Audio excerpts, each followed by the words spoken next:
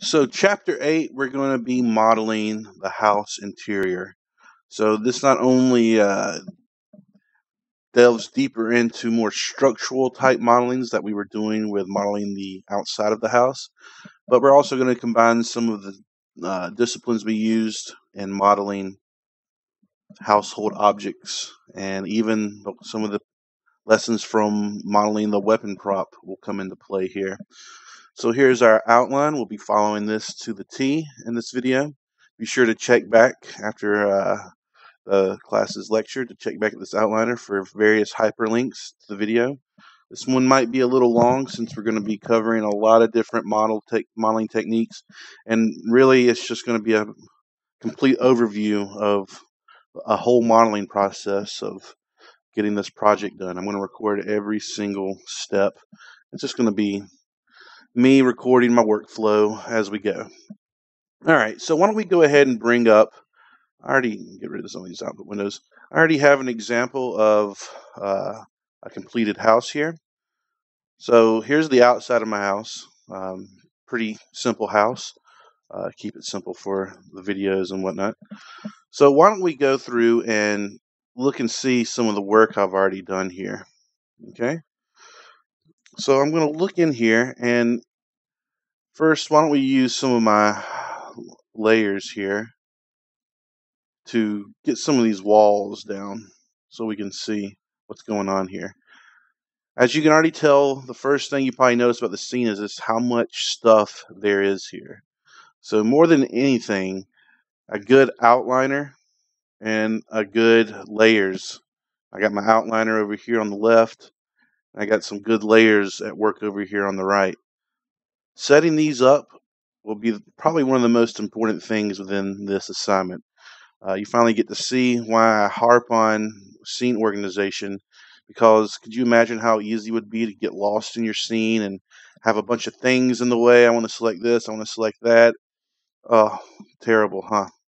So making sure we have a good layers and outliner will be huge in this scene.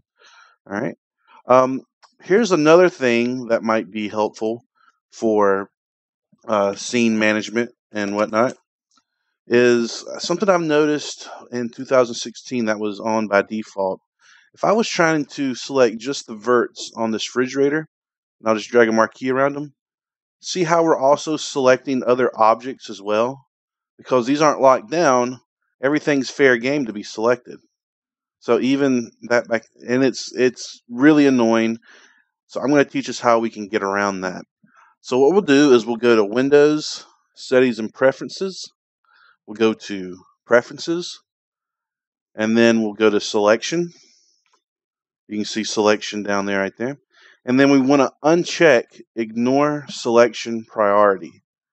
All right, with that unchecked, let me get this magnifier out of the way. I'll probably be using it a few more times. With that out of the way, let me make sure that it's save. Make sure you save your settings. With that out of the way, now when I go into vertex mode, I'm only selecting the vertices on the object I want to select on. No more selecting objects in the background there. All right, so that's another quick way where we can have a little bit of an easier time in our scene with so many objects. Let's talk about our scene viewer real quickly. More specifically, Viewport 2.0 rather. Right now, we have a few issues going on in here. We have a lot of aliasing. See all the jaggies on the corners of everything here? Got some jaggies going on. And since we're working primarily in gray colors, it's kind of hard to make out some details here and there. But our Viewport 2.0 will really help us get around that. So I'll click on my Scene View menu up here. I'll go to Renderer, Viewport 2.0, and then I'll click on the Extra Options box. There's two things I want to tweak while we're here. I'll try to collapse everything for us. All right, so this is probably what you'll see in the beginning. We have some performance settings that we can tweak around, but the two things I really want to get to are screen space ambient occlusion and anti-aliasing. So why don't we go ahead and turn on both of these guys right here, multi-sampling, anti-aliasing. And if your computer can handle it, I'm going to set mine up to 16. Now look at the edge of my refrigerator right here. It's very smooth. Look what happens when I uncheck the multi-sampling, anti-aliasing. Oh, the jaggies come back. So if your computer can handle these settings, that'd be good to do. So now I'm going to go to screen space ambient occlusion. I'm going to enable it. And we get some really nice shadowing effects, self-shadowing effects. So any two objects that are near one another, two surfaces that are near one another, we'll start to see some automatic shadow being cast on these really tight places right here. All right, you can even notice it around the drawers and everything. This just helps you see even more of that detail that may be a little bit harder to see when you're using just completely gray tones. All right. So why don't we take this time now to discuss how we can set up our cameras so they're not an issue. Okay.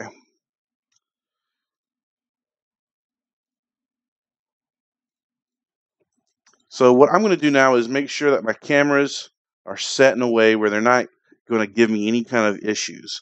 So the first thing I'll do is I'll select my perspective camera over here in my outliner. And one thing I always do, and this, I think Maya may do it by default now, but if you ever find that your cameras,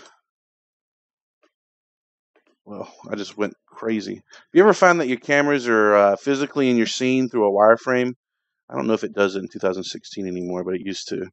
What I like to do for all my cameras is select them all in my outliner, go to visibility, set that to 0 so it turns all my cameras off. I can still see through them. They're still rendering the scene, but I'm not going to select them on accident. And then I'll right-click on visibility, and it opens up this channel box editor. And if we go to lock selected, now I can't change the value of this visibility no matter how hard I try. And my cameras are always going to be invisible. So with my perspective camera chosen now, I'm going to double-click the attributes until we see the attribute editor up here. So there's our attribute editor's little button up here to the top left or top right of the screen here. That zoom didn't work quite like I wanted. And what I'm going to do is I'm going to set the near clip plane and the far clip plane. So if your near clip plane is too small, we start seeing all these horrible black artifacts going on. But we can get really close to our objects. All right, so we're zooming really deep into this door frame right here. If it's too high, though, if our near clip plane is too high, let's say like 5, I have to zoom out quite a bit to even see that door frame. All right. So what we want to do is we want to find the perfect near clip plane setting for us. And I like just to set it, in this case, in this scene, I like to set it at 0.1. We can still get relatively close to my scene. And then when I zoom out, we're not getting that terrible artifacting anymore. So I like that there. And your far clip plane, if it's too low here, let's set that to 100. We can't render things in the distance much anymore. So I like to have a relatively high setting there. 1000 seems to work pretty well for all intents and purposes. All right, great. The ambient occlusion is really making this scene look nice too. Very good. There's some weird spots, but for the most part, it's doing pretty good. The last thing I want to talk about is backface culling. Before, when I first opened up my scene, I was having to hide walls and this and that. Well, what is backface culling? I'm going to bring up my inner walls real quickly. All right, so immediately we get this big black border around my walls here. That's because the inside of my inner walls is where my normal faces are facing. This is the positive side of my face. And here's the negative side of my face. For all intents and purposes, this side will not be rendered in any video game engine as a rule of thumb. There are ways where you can render both sides of a flat polygon, but typically we want to, recognize that this black part is the opposite side of a model.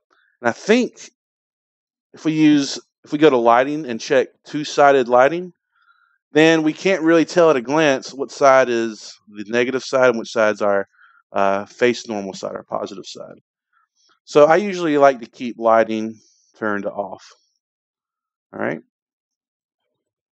great. So why discuss normal faces right now in their direction? Well, there's a really cool tool called backface culling. So if we go to shading, I think in shading in our viewport, if we turn backface culling on, then every face that's on the negative side is invisible now. So look what happens as I'm rotating my scene. It's just showing the faces where the normals are set to positive. So that's immensely helpful here. And another cool thing is we can really just kind of see our scene for what it is. You may notice, though, that we're having trouble selecting some things. Sometimes it's selecting the walls, even though it's not being rendered. Well, that's where our channels come into play here. If I set my inner walls to R to lock them out, I'm not going to be selecting my wall anymore, and it's not going to be rendered. So this will be a big help with maybe seeing through some walls here and there. It might make the scene a little bit more confusing to navigate if you can't see the backside of your polygons. So just remember, you can always turn backface culling on and off. All right, great. Since I am screencasting right now, I turned off my ambient occlusion because I was noticing it was slowing down my frames that Maya was able to draw my scene. But if I were you and if it can handle it, I would keep ambient occlusion is like a nice way to go in and kind of see some finer detail. So I went ahead and took care of that. All right, the next thing I want to discuss in our chapter here is creating a spreadsheet for all the props we're going to be making here. All right. So what does that mean? I'm make a spreadsheet for all our props. Well, Google Drive is a great way to do this. So if you log into Google Drive using your school's email, you can go and create spreadsheets. So why don't I show you an example of that right now? So what I'll do is I'll just switch over to my school's email.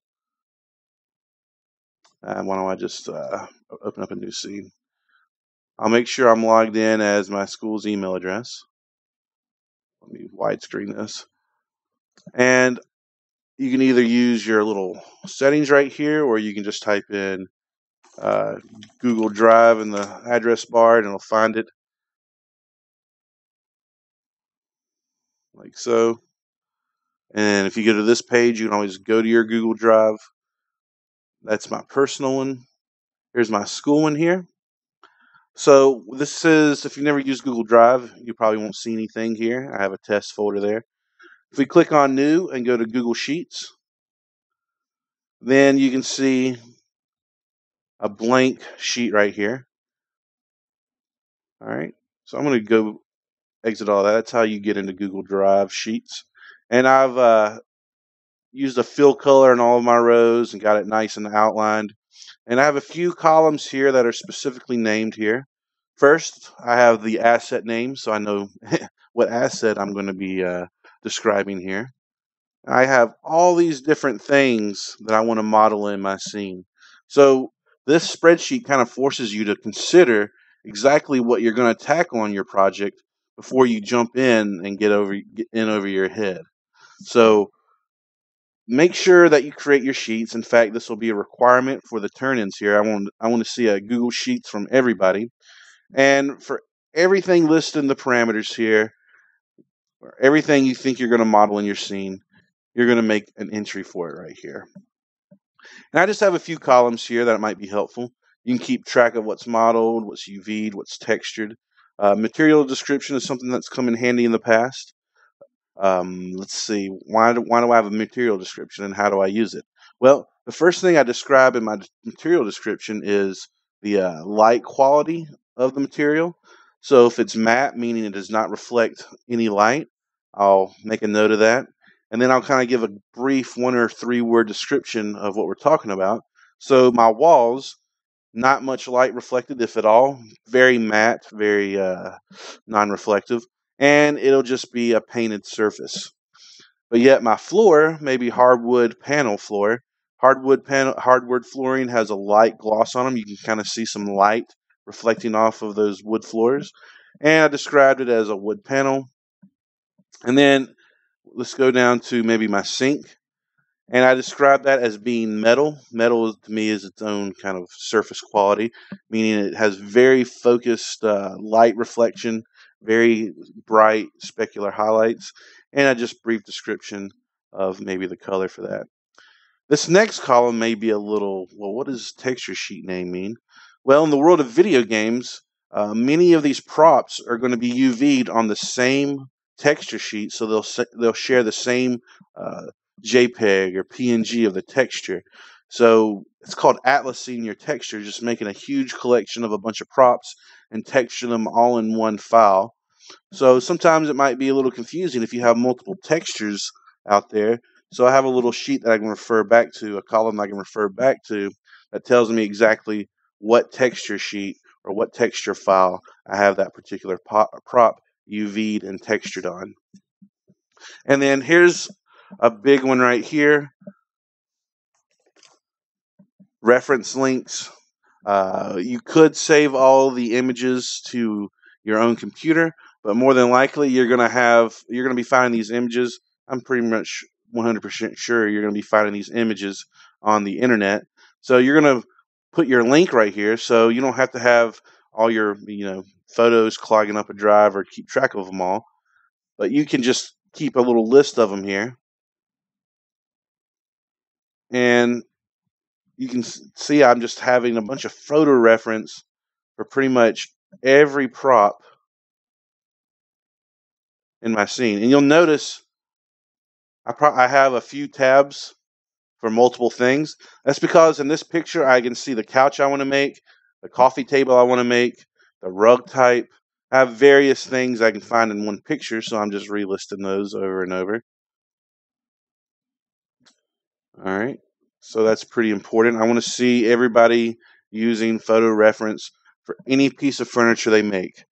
If I'm going to be checking that within the grading. If I see that you've just started modeling a refrigerator without a photo reference, and then you're like, oh dang it, let me find a refrigerator that kind of looks like this, and the photo reference, it's pretty obvious that you haven't modeled from a photo reference, that will be points taken off. So one of the big themes for this project is preparation with an asset list, and then modeling for sure from photo references.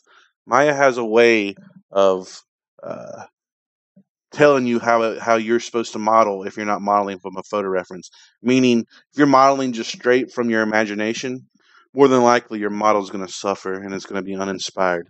So being able to refer to something like this really makes sure we're keeping in our vision of what our house is going to look like, true to form. Very important. All right, so that's my asset list, and I've gone over the outline. I guess all that's left to do is to start getting modeling. So why don't we get started on the floor of my house? I'm going to just minimize this Maya scene and bring up a fresh Maya scene. Well, not fresh, because set all layers to visible. Set all layers to visible. There we go. You can see that this is the house I modeled in my modeling chapter, or my house chapter, and I've got it really organized. I got layers for everything. Let's bring up my outliner. I got my outliner nicely kept, and I'm ready to start getting into this house, and we're going to make the floor now. So the first thing I'm going to do is maybe get rid of this foundation and the roof and the walls. And since they're on their own layer, all I got to do is just hide them. Well, that's not a very good way to start. So why don't I bring back my walls here? All right, so these are the walls I made. for my outside. And you'll notice I have an extrusion for all the window panes in here. So we'll get to that in a second. But why don't we make my floor? We're going to make my floor now based on these walls right here. And I'm just going to create a new plane. I'm going to make sure that it's got one single face. So to make sure it only has one face, we'll select our extra options here. And we'll set our width and height divisions to 1. And why don't I set my actual width and height something a little bit larger. Let's do a 10 by 10 to get started out, just so my plane's not so small. And essentially what I'm going to do is I'm going to take every single one of these vert corners, and I'm just going to snap them to the corners of my outside wall here. This is giving me a really quick way to get the exact dimensions that I need for my floor here. We have a few considerations to make. Let's bring back my foundation. All right, and I'll make it selectable. My foundation that I made and my floor could clash here. Maybe they're not completely lined up. Maybe they're overlapping. See, so it's kind of hard to tell since everything's gray. But I think before my floor was hidden underneath my foundation. So I'm going to bring it up a little bit. I have another consideration to make. I have this porch right here. So it would stand to reason that my floor came up to the same height as my porch, or roughly thereof.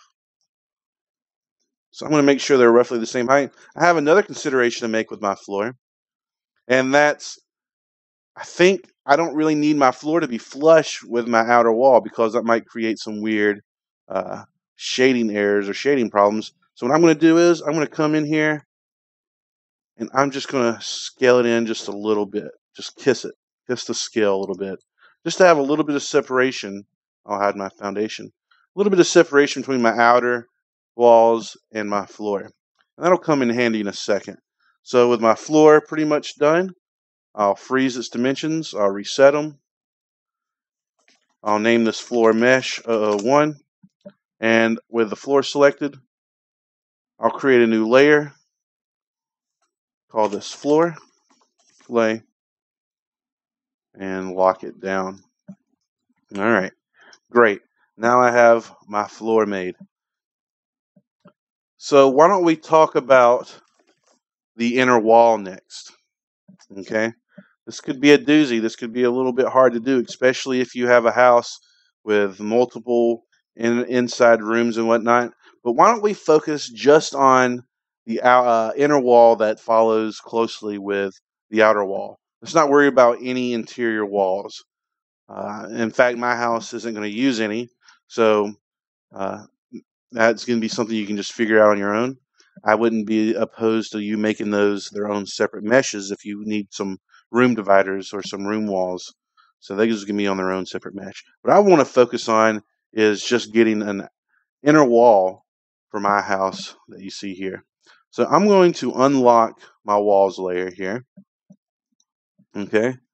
And I need to do a little bit of prep here. I found out that I didn't really need to inset these window frames at all, or these window holes, because my windows already have a frame on them. So the frame is basically going to take care of that space on the inside between my outer and inner walls. You'll see that in a second whenever I make my inner wall. So with my window frames made, I can pretty confidently get rid of these inset extrusions. What's the quickest way to do that? Well, I'm going to go to my top view here, and I'm going to just select a very fine selection. And you'll notice I drug a marquee box from the top corner all the way to the bottom right corner.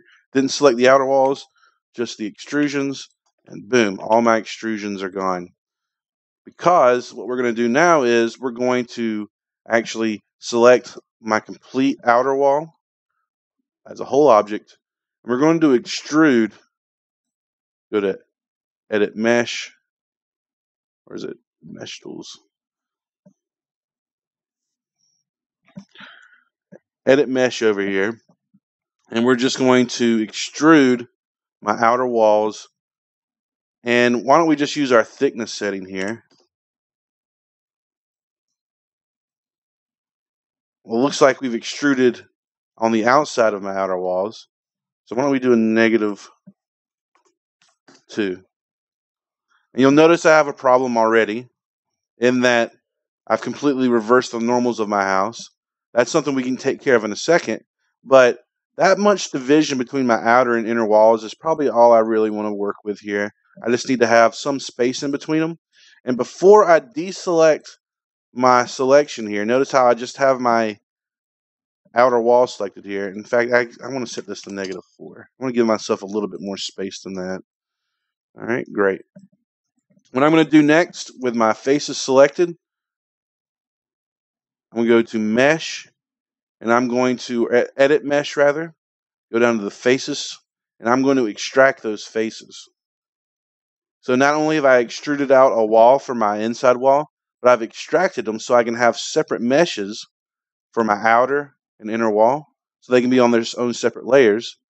Now I'll select both of them. Why don't we go ahead and reverse those normals? There we go. So there's my outer wall, and there's my inner wall. So let me bring up my outliner so we can get organized here. You'll see that my walls mesh group now has 2 different objects in them. So I'll delete my history. I'll call this walls inner mesh 1. I'll copy and paste that name because it'll make making this name easier to do. And I'll call this outer.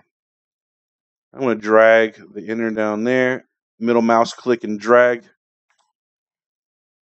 So now I have my own inner walls as a separate mesh now. And I'm going to set this to walls inner lay and lock them down, maybe even hide them. Now I can pretty much confidently get rid of my walls in general here.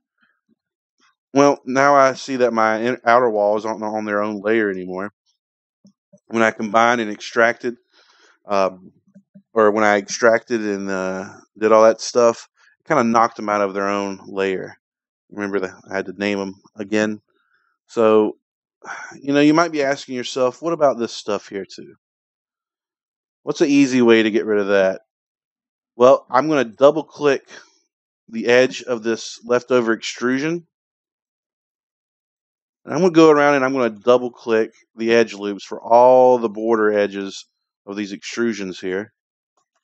Got the wrong one there. I'll deselect that.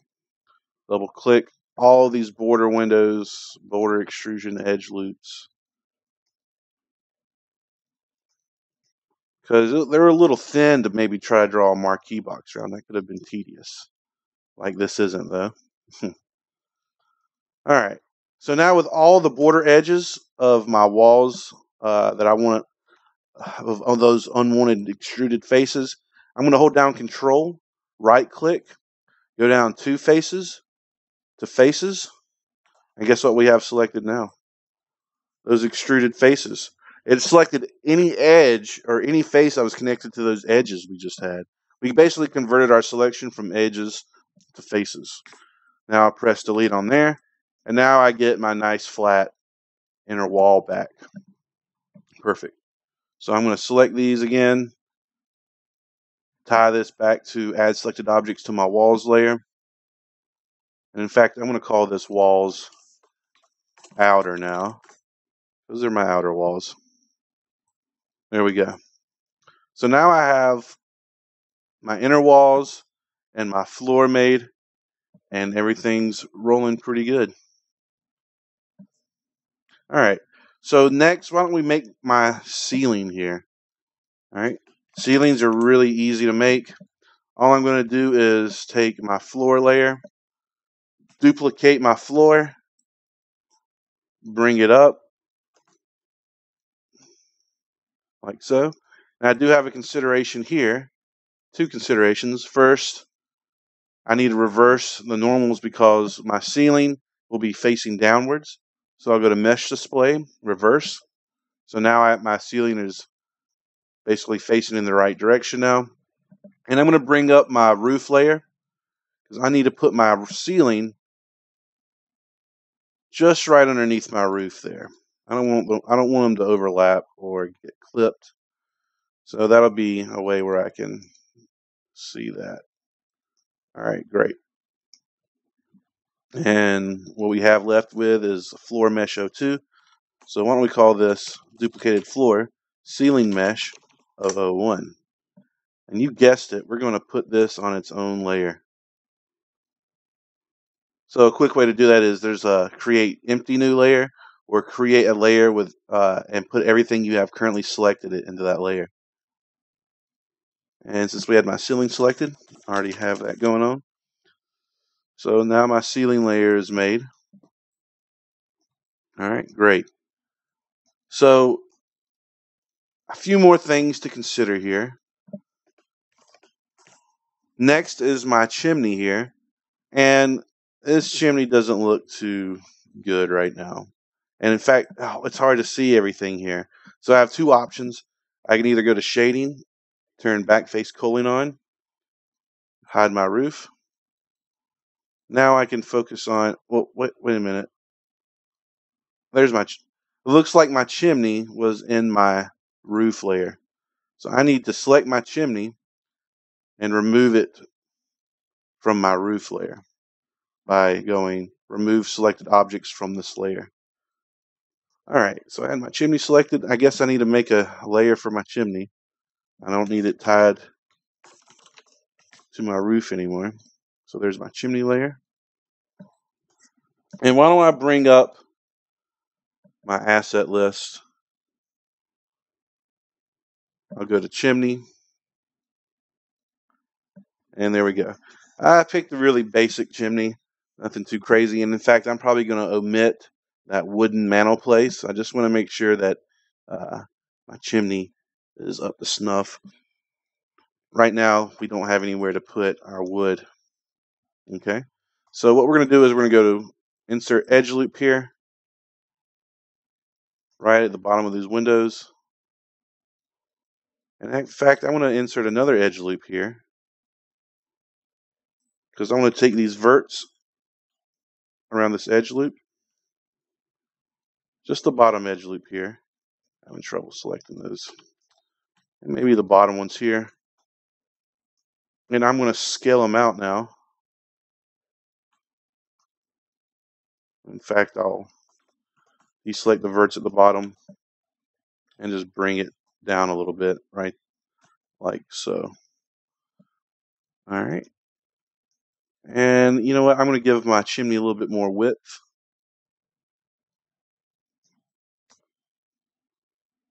And I want to make another edge loop right near my floor here. All right, now I can extrude this face.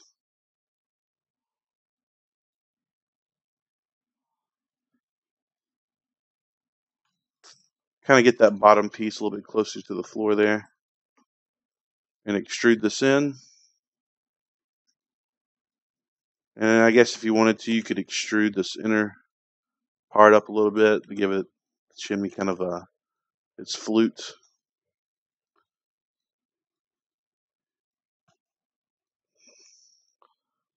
Like so. And most chimneys have kind of like a little border around them. So I'll select the border edge a little bit and just pull it out slightly like so. So that's my chimney made. I'm not going to spend too much time on it. I'm not interested in chimneys right now. But I will lock it out.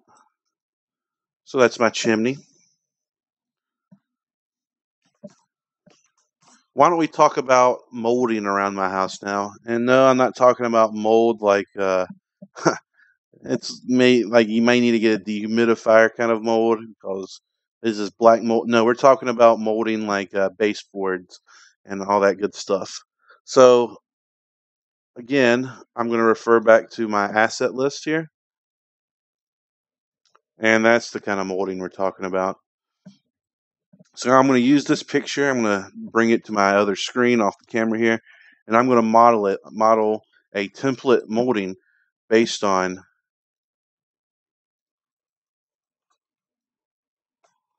that picture. So I'll start out with a cube, and there's only a few things I'm interested in with this cube right now. I don't care about, the only faces I care about are the top and front faces here. So I'll delete all the other faces. So I use an inverse selection to delete them all.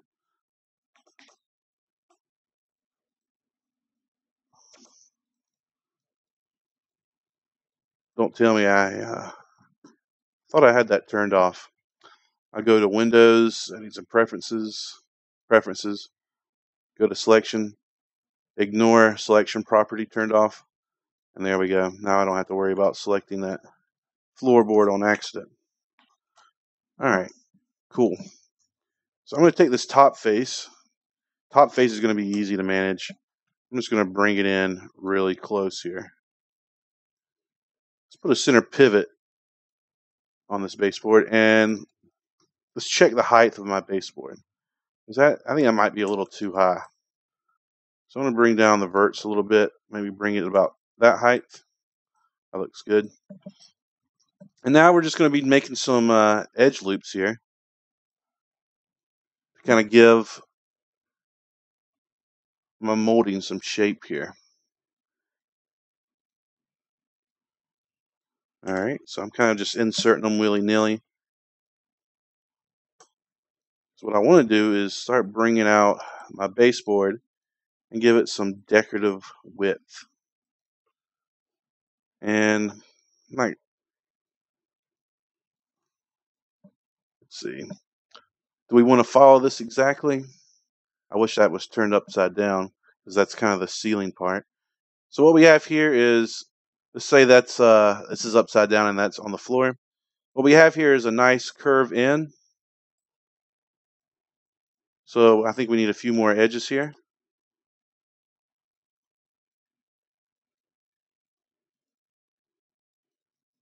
So that's a nice curve in.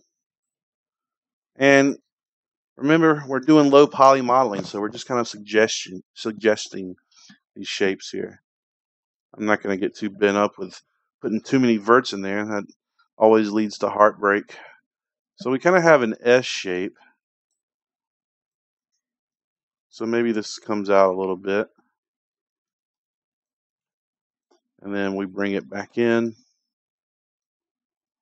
And if I smooth it, we kind of get that curvature that we have. All right. And in fact, I'm going to do some insert edge loops so I can give my baseboard some nice creases where I want it to. So I know that's going to be a hard edge. And up here is going to be a hard edge. And that's all I really want to focus on right now. I might make another edge loop right there. Really get that crease in on that part. And just something decorative like that is all we need. And what we're going to do is we're just going to use this one baseboard piece and duplicate it a few times and make sure that it's covering the length of my floor. And then we'll duplicate it up to the ceiling. So before we do that, let's call this molding mesh 001. And here's why I always put 001 on things, because now when we start duplicating it, we get molding mesh 002. Maya kind of automatically goes with our naming convention there. So I'm just going to get lazy here and just snap my verts. I'm going to go straight through my chimney. It doesn't matter. My chimney will clip through that and you won't be able to tell the difference. It just looks flush at that point. And then I got it on that side. Then I'll duplicate it and I'll rotate it a little bit and then come up to my outliner and make sure I'm exactly 90 degrees. And then I'll position this one loosely. All right. So I'll get it clipping straight into that. And then what we get over here is we get a little bit of clipping going on right here. But for all intents and purposes, that looks like it was just cut perfectly. So that's nice. It's a nice little trick there. So I'll just snap it to that side. And then what I'll do, because I'm feeling especially lazy today, I'll just double duplicate the left side there, and then just mirror in the x-axis, and then I automatically have a perfect fitting molding going on over here. I'm going to kind of zoom in on it so I can see exactly how much I have to put it in there. And then why don't we do the same for this side? Duplicate, and then bring it over. And this time we're going to mirror -1 in the Z direction.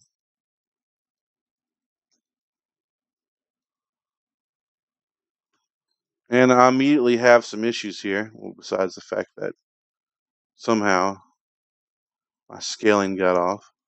You know why? This is a good moment. I probably need to cancel out and freeze my transformations. Oh, that's another reason why it's kind of sticking out there. So I want to make sure that I have the exact dimensions I need, because my molding was just sticking out of the side of my house, and that's no bueno. All right, so with my molding perfectly positioned, I'm going to freeze those transformations, duplicate it this time. So now we see it's facing the wrong way. So let's scale on the Z-axis. I'm already starting to see a problem. Can you see the problem? I'm going to zoom in so I can get the right depth of this. These long pieces are unwieldy to work with. I'm getting molding going across my door. So I'm going to go in and insert edge loop. Press 1 because the sub D mode was not showing me the true position. I'm in sub D mode right now. So I'm going to press 1, and that's the true position of that. I'm going to snap it to the outline of my door here. Snap that edge loop I just made. Hold down the V key, vertex, snap it to the edge of that door, and boom. Now we get perfectly placed. But you know what? If I'm going to use the bottom of my molding to make the top, I don't have to worry about the door right there. So let's undo that. So before I really get into it, I'll leave those edge loops right there, though. Before we really commit to deleting that footpath area, I don't know what you call it, entrance of the door, why don't I go ahead and select all my moldings, freeze the transformations, reset the transformations. I love my shortcuts up there. Normally you would find those in modify, freeze, and reset. But at this point, I'm assuming you guys know where these tools are, so I'm using my own shortcuts. I might, if you want to, you can learn how to do that yourself. I think basically all you do is just hold down Control and Shift and click anything in these menus over here, and you can see already I have another outliner button over here. And then you can go to your little gear mark on your shelf editor over here and bring up the shelf editor and figure that out. I'm going to get rid of that extra outliner though and delete that. Don't need it. So that's basically how I make my own shelves. It's called the Patrick shelf.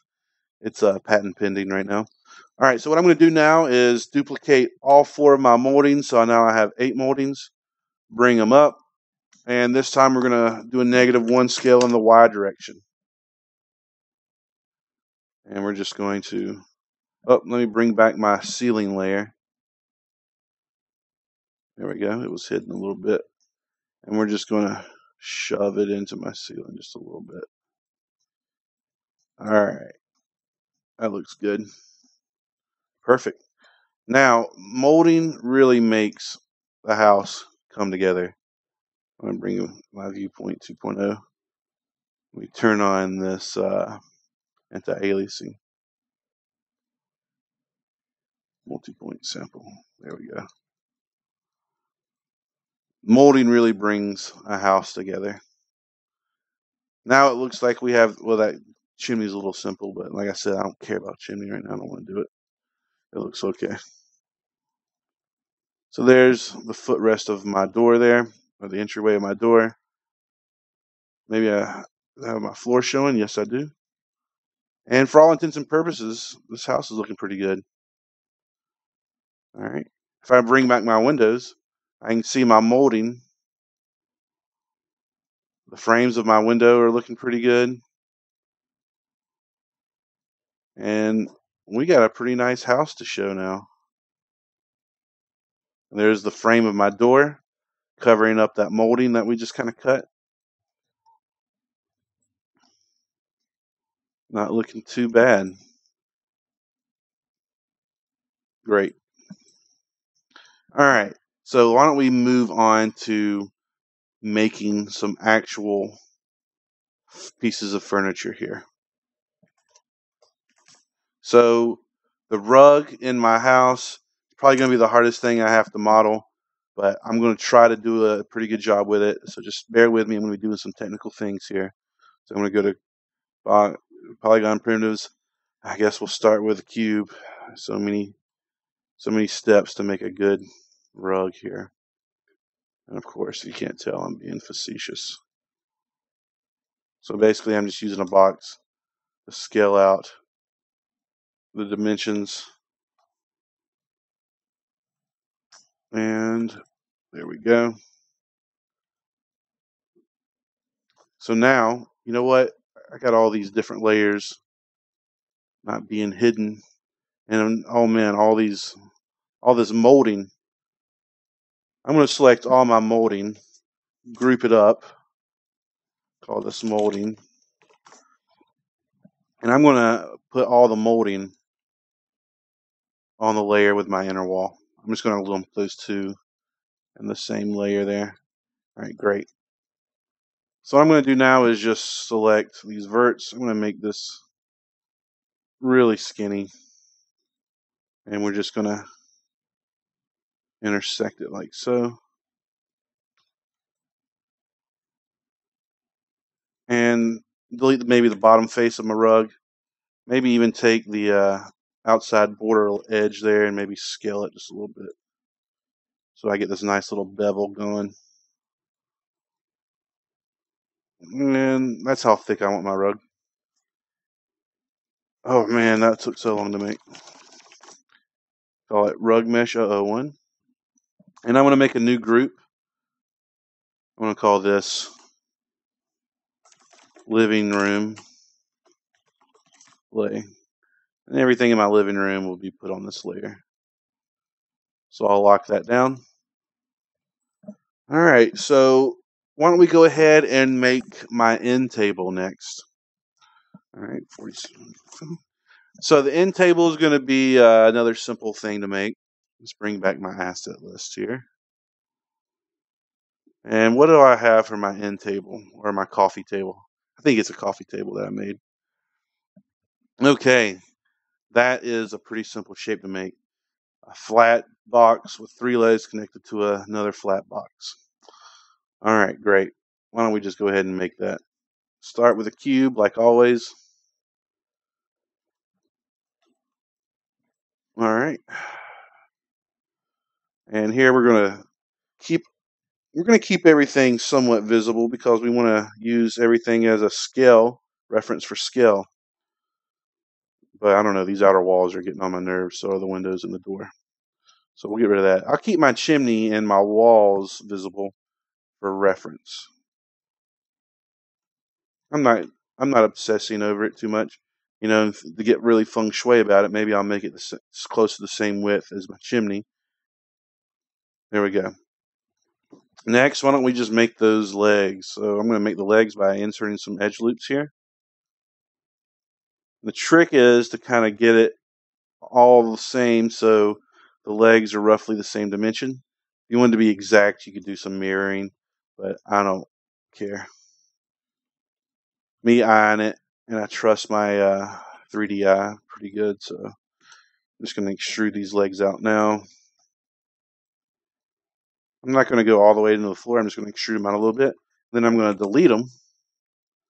Next, I'm going to delete my table in general. My whole object table, delete those legs. Now I have a hole and an empty hole. Now all I have to do is I'm going to freeze these transformations, zero them out, because now I'm going to do a -1 scale in the Y direction. Hold down D as in dog, V as in vector, and snap it to one of the corners there, and then snap it to the corner of this leg here. Mesh combined, go to vertex mode, merge verts, and now I'll just size my end table, or my coffee table. And there's the coffee table that we saw right here.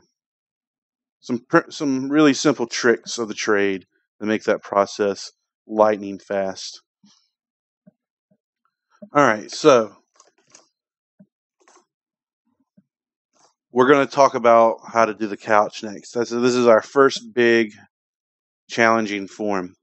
The reference I picked, somewhat of a simple couch to make. It's really blocky, it's kind of that minimalist modern look we see that's so popular these days. Really blocky, simple shapes, and that'll make it a little modeling just a little bit easier. So why don't we get into that real quick? So why don't we start out by making this couch with another cube here. All right, and to make this couch modeling process a little bit easier, I'm not going to worry about scale starting out. I'm just going to worry about making everything in my scene invisible so I can make use of the mirroring workflow that we've used in the past. Because I'm just going to make one half of my couch and then mirror over the next part. So modeling something in the center of my scene here will be very important to that endeavor. All right, so this cube will basically start comprising the armrest of my couch here. So I need to bring that armrest up a little bit.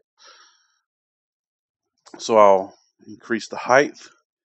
And really, I'm just worried about proportions only in related to the context of the couch itself. So that looks to be about pretty good there.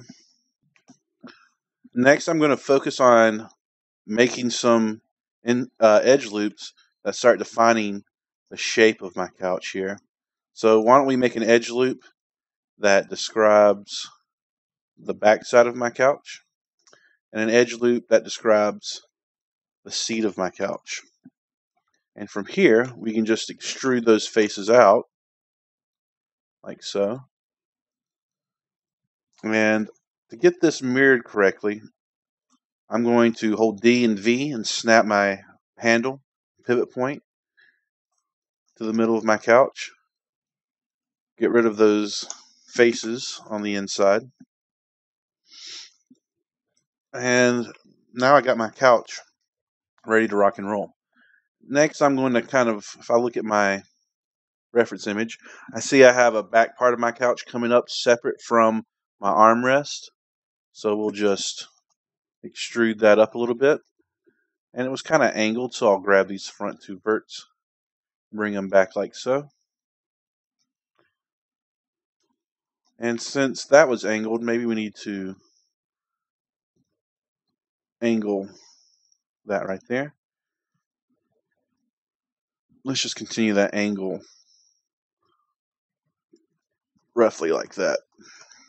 Just pushing these verts in and out. And I'm using as little topology as possible. I'm trying to keep this very vert empty. I don't want to have too many verts messing up the design of my couch. So I'm going to be switching between 1 and 3, go between the different sub-D modes. All right. Next, why don't I start inserting some edge loops so I can give my couch a little bit more form. So there's the front of my couch, defining the armchair right here. And I'm previewing every single edge loop I make.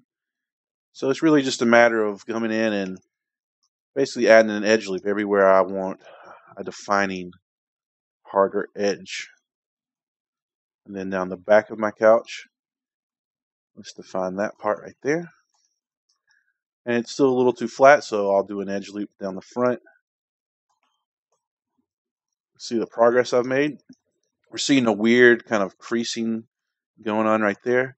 So why don't I do an edge loop down the fronts of my armrest. And that kind of fixes that weird little creasing area there. Oh, looks like we still have a face right here. Need to get rid of that face. All right. Well, we see another little crease right here, so we need to put a little edge loop right there, right in front. That keeps that from being a problem. And I made a mistake. I need to delete this edge loop because these edge loops at the bottom here, because I need to make the feet of my couch. Let me refer to my photo reference. I have little small feet coming out at the bottom of my couch here that pulls it up off the floor. So I already have the front of there. I need to do another little edge loop right there. That looks like something I could extrude off the bottom, and I need to do the same back here. So getting those edge loops out of the way, I got a little overzealous. Now I can get to the original shape of the couch, so I can extrude these feet down a little bit more. All right. And in fact, I'm going to extrude both of these at the same time. I'm going to use my extrusion handle here and then press square so I can bring up. And now I can scale them both at the same time because it's a little scaled downward like that. And then you go back and put these edge loops back in where they were. All right, the front. And then I need to do some edge loops just for the foot of my couch here. It's really easy to lose track of where you're putting your edge loops, so you just got to make sure you're not leaving out any of the areas here. And that's why I'm constantly going to object mode, and just looking at the shape of my couch to make sure we're not forgetting any edge loops. Because we're just looking at places where we're getting that weird sub-decreasing, and an edge loop fixes that up for us. And now here's another interesting thing to consider with your edge loops. This is making my couch look really angular and really sharp now, but this is fabric. It's a little bit softer. So I'm going to select these edge loops, double click them, and I'm going to kind of give a little bit more space at my corners here. Make it look a little bit more round, a little bit softer. That's good. I was making my edge loops too tight for what kind of object this was. All right, I need to do the same. Well, dang it. That's messing up the shape. So why don't I go to slide edge tool and use middle mouse to bring it down a little bit. There we go. Snapping tolerance is getting in my way there. It's either snapping to the thing or not coming down far enough. There we go. I'm sliding that edge down to retain the form. I'll do the same for this guy right here. Just sliding my edges rather than moving them. That way I can retain the form that I like, that I had earlier. That one's looking a little crazy, so I'll just leave it be. There we go. That's a little bit more, that's a little bit of a softer touch there. All right. I'm not going to duplicate my couch yet because I'm going to make my cushions next. So I'll go to Create Cube. Cushions are going to be easy for this guy. I'm just going to make this cube. First, I'm going to size them, and you could use a scale tool, but being able to use verts, you get finer control. Exactly where you want these cushions to be going. How big you want the cushions. So I'm going to leave a little bit of a space right there. And then, yep, we're going to do edge loops on the cushion here. Remember, we don't want them too sharp, so we're going to give a wide berth to my edges.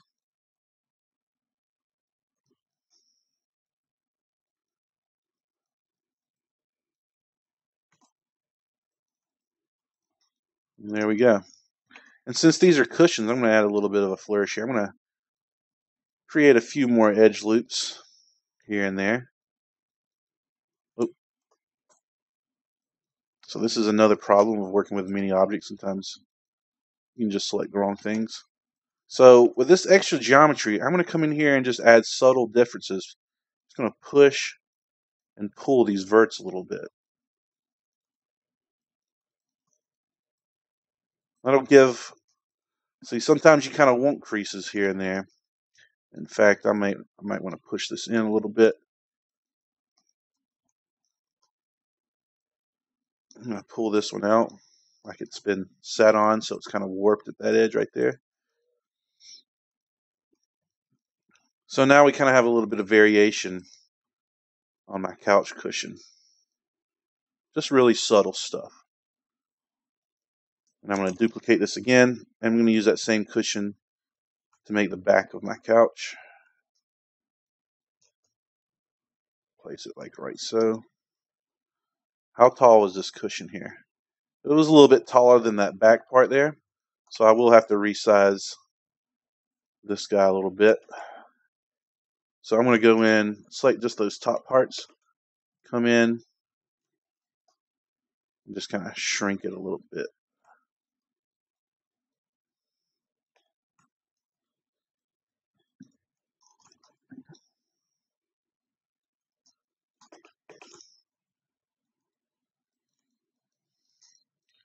You know what? Since this couch kind of has that area, I might want to rotate that back a little bit. Maybe the couch kind of has a natural bend from people constantly sitting on it on the back like that. And I'm going to keep these cushions whole. I'm not going to worry about putting any holes with them with a duplicate. So there's my finished couch.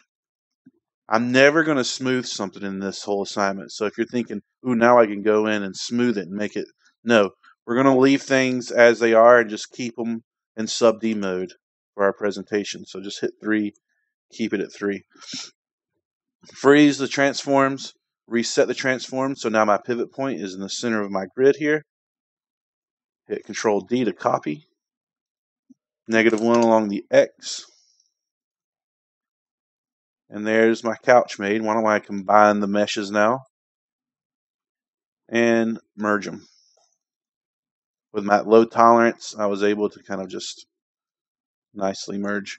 So you might be asking yourself, you're leaving out some detail, like those aren't completely flat. So why don't we go in and describe that right there. So I just inserted another little edge loop right there.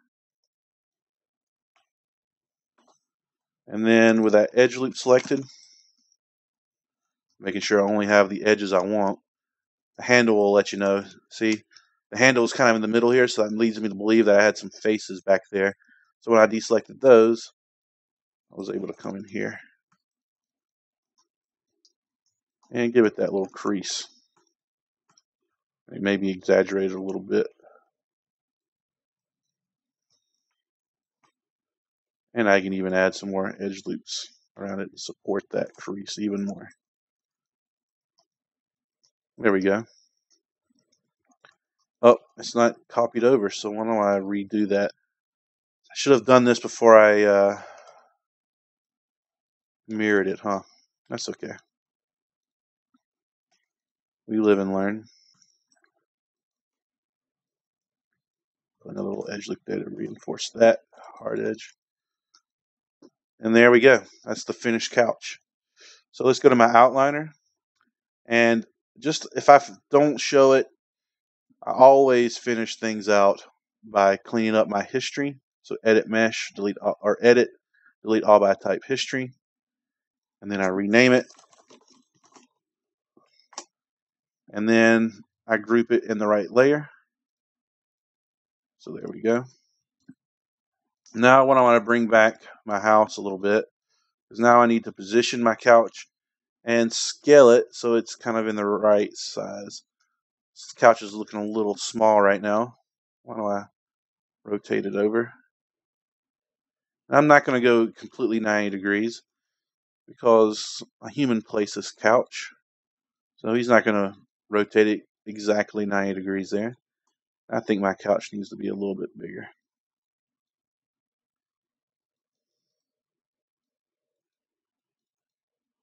There we go. Kind of running out of room in my living room here. Oh, my rug needs to be bigger. I don't have to go to the store and buy a new bigger rug. I can just scale it. All right, why don't we position my couch, center it up. feng shui the heck out of it. And now, as soon as you walk in, you see a clear division from the living room to the rest of the house by just a nice little decoration. Nice placement of everything right there. Alright, now's a good time to save. Probably should have saved sooner. So house 001 will now become house 002. I'm saving as a maya.ma. Iterative saving. If one file gets corrupt, you have all those other old files that you can start over from. You don't have to redo the whole house. Wouldn't that stink?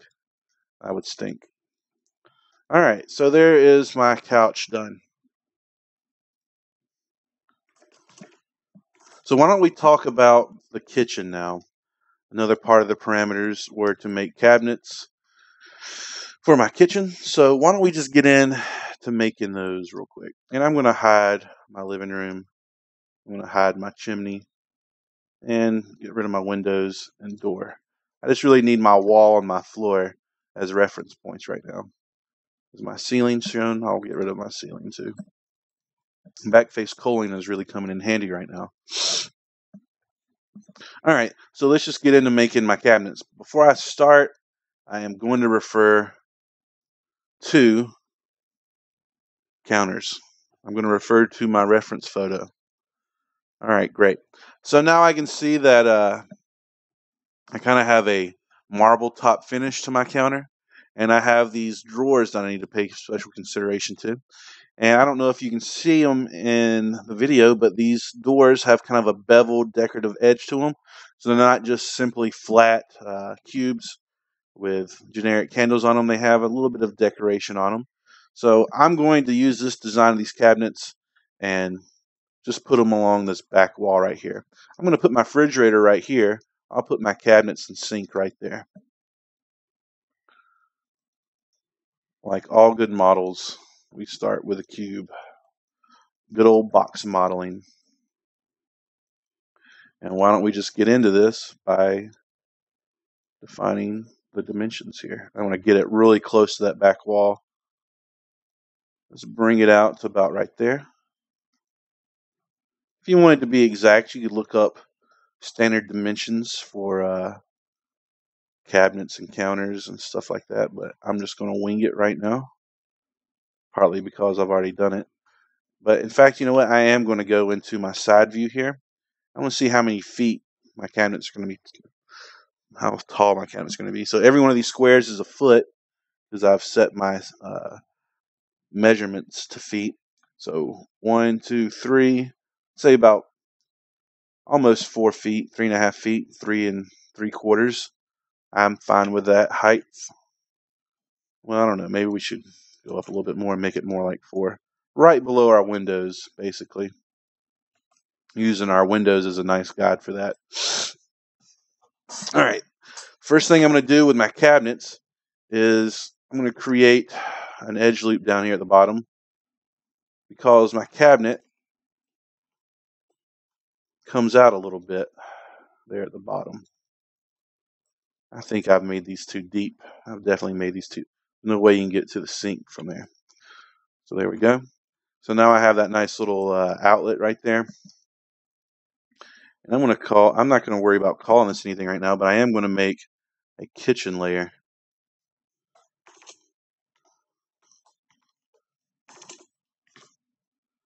Save it.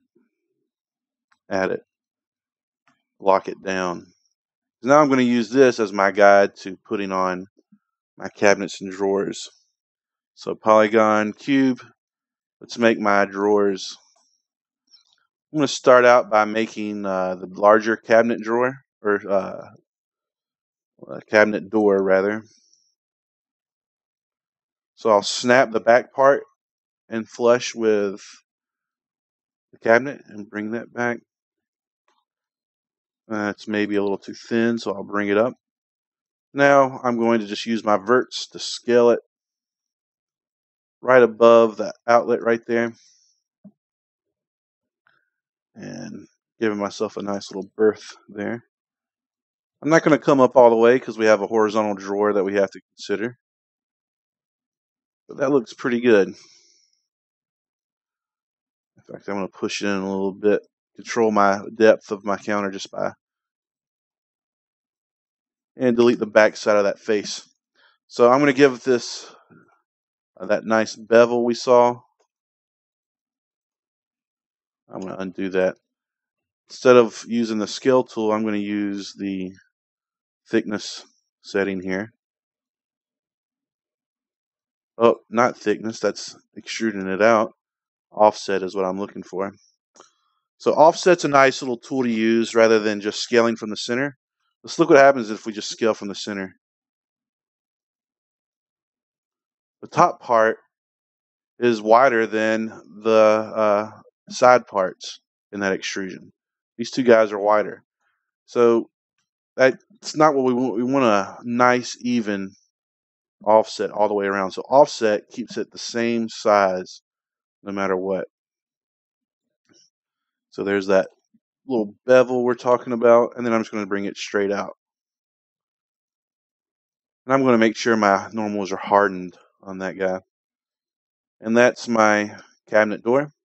Now I'm going to create the handle simply by going to Polygon Primitives, Cylinder. Let's do about 10 divisions, that'll be fine. So there's my cylinder made. I'm just going to snap it over to there. So I'll hold down V and it'll snap. This is a quick way to getting it into the position we want.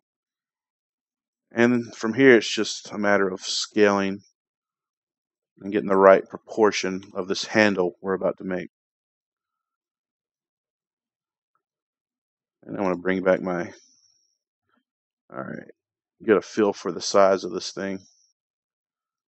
That's looking good. That's a little too far out. And I'm going to select all the edges up and down of my cylinder and soften them. So soften those normals. I'm going to freeze them. Get rid of, zero that channel box out over here. So when I duplicate over here, it's just a simple matter of scaling and rotating the parts that connect to the actual door here. Duplicate that down. And that's my cabinet door. All right, great. So what I'm going to do next is I'm going to combine this handle, and I'm going to make the horizontal shelf next. So I'll go to Combine, Center Pivot. I'm making heavy use of intersecting geometry in this project. I'm not going to focus on making everything seamless. It was a nice exercise in the household prop, just so we can get used to merging and managing our models here. But now we're worried about an overall picture, so we're not going to worry too much about seamless watertight models. So I'm going to actually duplicate this bottom door, and I'm not going to scale. I'm actually going to push and pull these verts here because that's what we need to keep that bevel exactly in the right dimension. If I scaled it, that decorative bevel would have gotten all out of whack. And then I'll position this handle kind of right in the center here. Oh, I forgot to duplicate it. Duplicate that handle. 90 degrees over in the channel box. All right.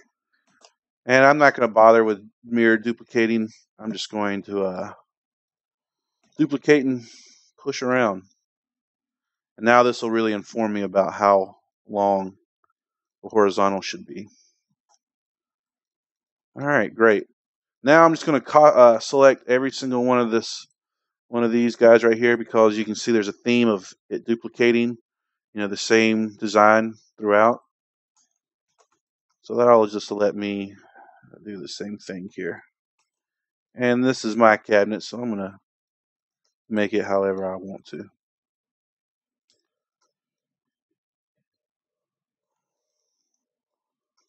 All right, great. And those are my cabinets made. So I'm going to unlock the kitchen layer so I can now select my whole cabinet unit. And in this chapter, I'm going to, instead of just grouping things, we have a lot of stuff going on, a lot of different parts here. I could just group them and call this cabinet group over here in my outliner. Let me delete that history. Call this cabinet GRP. But since this is kind of like one singular model, I have a feeling I'm going to be okay with combining it all, and then delete that history, get rid of that group, and I'm just going to call this cabinet mesh 001. And anytime where I need to go in and maybe pick some parts of this or really get in and start editing this more, all I have to do is just go to mesh separate. And I mean, not only do I separate all the models here, but my group is now made in the outliner, and it's even called cabinet mesh group, and all my parts and pieces are here. So that's why I'm not too worried about combining models like so. All right, so let's talk about sync, the sync of this guy right here. Sync's kind of got a special relationship with counter because the sync goes into my counter. So what we need to do is we need to, I don't know, maybe make a hole for my sync to set into. All right, so I got that going on. Then I'll extrude right here. And I'm kind of already starting to define the shape of my sync. You can see right here. Kind of push it towards the front because I need some space for my fixtures. And you don't want to be too far away from your sink. You don't want to be leaning over the counter too far. And I want to make it a little bit wider. All right, that's great. So what I can do now is I can extract this face and use it as the base of my actual sink instead of start from another cube. So I'll go to mesh, edit mesh, and extract that face. And there's my face there. That does something interesting over my outliner. It breaks up my cabinet mesh group. And I now have two generically named objects here. First, I'm going to delete my history, get rid of all those random groups that we don't need. Middle mouse drag and pull it out of here. So now my sink is outside of my cabinet group. I'm going to double click this, copy and paste that name. Do the same thing over here. I'm going to delete that cabinet mesh group, and I'm going to paste that cabinet mesh name back on to what I wanted over here in my outliner. So now, I need to put my cabinet mesh back into my kitchen layer because I edited it, and it went out of my group here. So, sink time. Let's make a sink. So I'm going to raise it up off the surface a little bit, and I'm going to extrude these edges out a little bit and push them in. And that's kind of our surface of our sink, or the the outside beveled edge there. But I don't want it too far down, so I'm going to snap it to the top of my cabinet and just push it down a little bit. Then I'm going to go ahead and account for my fixtures. So I'm going to put an edge loop right here, snap it to grid so I can get a straight up and down line here. And I'm going to pull these verts back. I'm kind of getting ready for the surface for where my faucet and handles are going to go on my sink right there. All right, cool. Now I can actually go in and start extruding this face down. And I'm going to use very few polygons here. I'm going to let sub D mode do most of the work for me. And from here, it's just a matter of inserting some nice edge loops to start defining the shape of your sink. Like so, vertically and horizontally around the corners. And don't neglect back here. And don't neglect right where the back of my sink comes. Uh-oh, look what we're getting. We're getting weird geometry creases right there. How do we fix it? Well, and here is a problem. Backface culling has lied to us. We thought we had perfect extrusions going on, but let's go to shading and turn backface cull. Oh my goodness. What a world we live in. Is this salvageable? Yeah, I'm just going to grow my... I'm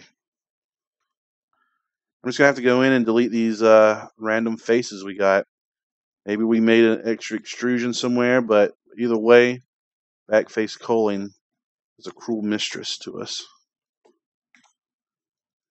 Oh, everything is just all messed up now. So let's salvage this. So basically I'm just getting rid of all the wonky geometry, and I'm left with this abomination. So all's not lost. All we have to do is rebuild it just a little bit. So we'll do that by using edge extrusions. So I'll select the edges along the back side of my sink here. I'll extrude and snap it to the back side of my sink right there. And it looks like we're even having more issues. See, if our back face culling would have been on, we would have caught that easy. There we go. I'm saving it little by little.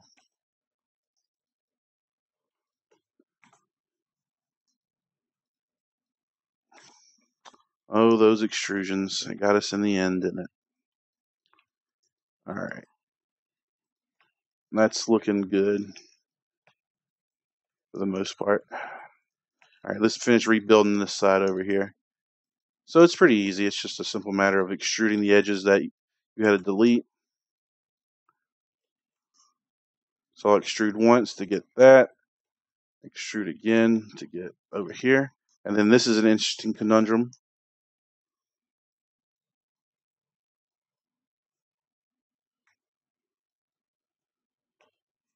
We got some inset faces, or just zero length faces right here. It's always nice to go in and figure out how to do this stuff. Sub D mode is really letting us see where all these inset faces are. So we see one right there. We even see like extra just verts floating around. So with sub D mode selected, I can see where these zero length faces are. All right.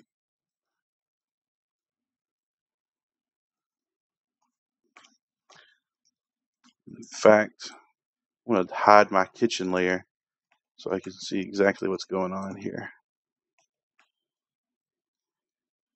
Or you could just select your whole model, and since these zero length faces are riding right on where my verts are, boom, we've merged them all. They're no longer an issue because they were just riding right on top of each other. So zero width and length faces can easily be rectified by just merging your model. So I'll extrude that last back face right there and bring down the back of my sink.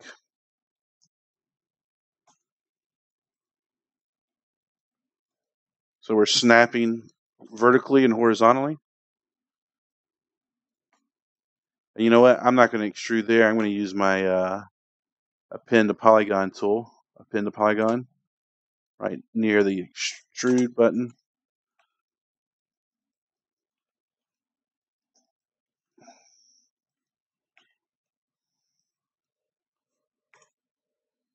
All right, we got one extra little face here that's giving us trouble. So this is just turning into a nightmare, but we're going to persevere. We're not going to give up. We're going to fix models. We're learning to fix mistakes. So I'm going to extrude that down right there. I'll come back to those weird faces in a second. I want to make sure I'm getting the shape of my model perfectly made. So that's weird. Well, I'm just going to snap that vert like so. Merge. Merge those again. Apparently I just didn't catch all the verts when I was doing that first merge. So you see what I was doing? We have these weird faces that are just kind of sitting in here. But yet when we're in one mode, regular poly mode, we don't see all these extra faces and edges and stuff. But sub D mode reveals the ugly topology below. Since I can't really see them, I'm going to assume that the verts of all these inset faces, zero-length faces, are sitting on top of each other. So with a low tolerance threshold on my vert merge, it's going to merge them all. And now those faces don't exist anymore. And I can continue on with my sink. There we go. Perfect. Now all we have to do to fix this crease that originally led us to finding out that back face culling betrayed us. I just kind of go in here and insert the edge loop around the corner there. All right. Are we missing an edge loop, guys? Indeed we are. We're missing it on the outside here. I'm going to create a perfect border around your corners there. Let's bring back my kitchen. And there's a nice little sink made. Let's do one more thing. Why don't we make a little hole, drainage hole for my faucet here. So I'll shrink this down like so. And I'm going to come in and snap that whole edge loop to make it perfectly flat. Remember, I have this retained component spacing turned off. So I'll exaggerate that. Here's a nice little learning. So you see how that is just kind of like at an angle now? Just following the contour of my sink. With return component spacing turned off, anytime I snap it to something, look how straight it gets. And that's what I want. I'm just doing that because when I come down here, I can now scale these in. Oh, and it's looking like my edge isn't completely centered here. Just snapping things so they're all symmetrical. And then we can just extrude this down. Not down, but yeah, there we go. That's not looking like much until we come in here and add some edge loops to really define this hole. And that's where the water drains out. All right, we're not quite done yet. Why don't we go and start making our faucets and fixtures? So I'm going to add my sink to that. And then we're going to tackle where the water comes out of this thing. Because right now we just kind of have a basin, no water coming out. So everything on their own layer, I'm not going to be accidentally selecting things. And I want to make sure that for right now my back face culling is still turned off. And since my walls are serve their purpose for positioning the dimensions of my cabinet, I can hide those walls now. In fact, I can hide my floor too. We're just working with my cabinet right now. So why don't we use some NURBS tools to make a really nice faucet. All right. So first I'm going to create a NURBS circle. It's huge. I'm going to snap it over here on top of my sink there. Maybe snap it right on that middle place. And then I'm going to adjust its width. This is going to be the diameter of my faucet here. So that looks pretty wide right there. And then I'm going to come in, which side? That's the front view. Here's the side view of my sink. Now I'm going to create curve tools using the CV tool. And I'm going to create a perfectly curved faucet. So kind of giving myself some control vertices to work with going up.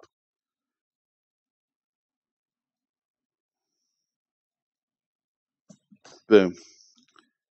I almost got it exactly right. There we go. We're just adjusting the control vertices to get the shape perfectly right. In fact, I'm going to select all of these control vertices except the starting one. Control V. And you can actually snap the vertices on this curve because we're using control vertices. So that's handy. We can snap vertices on this curve. Now all that's left to do is make sure that we made the path of my curve perfectly where we want to. So I'm going to put it right there. Snap this.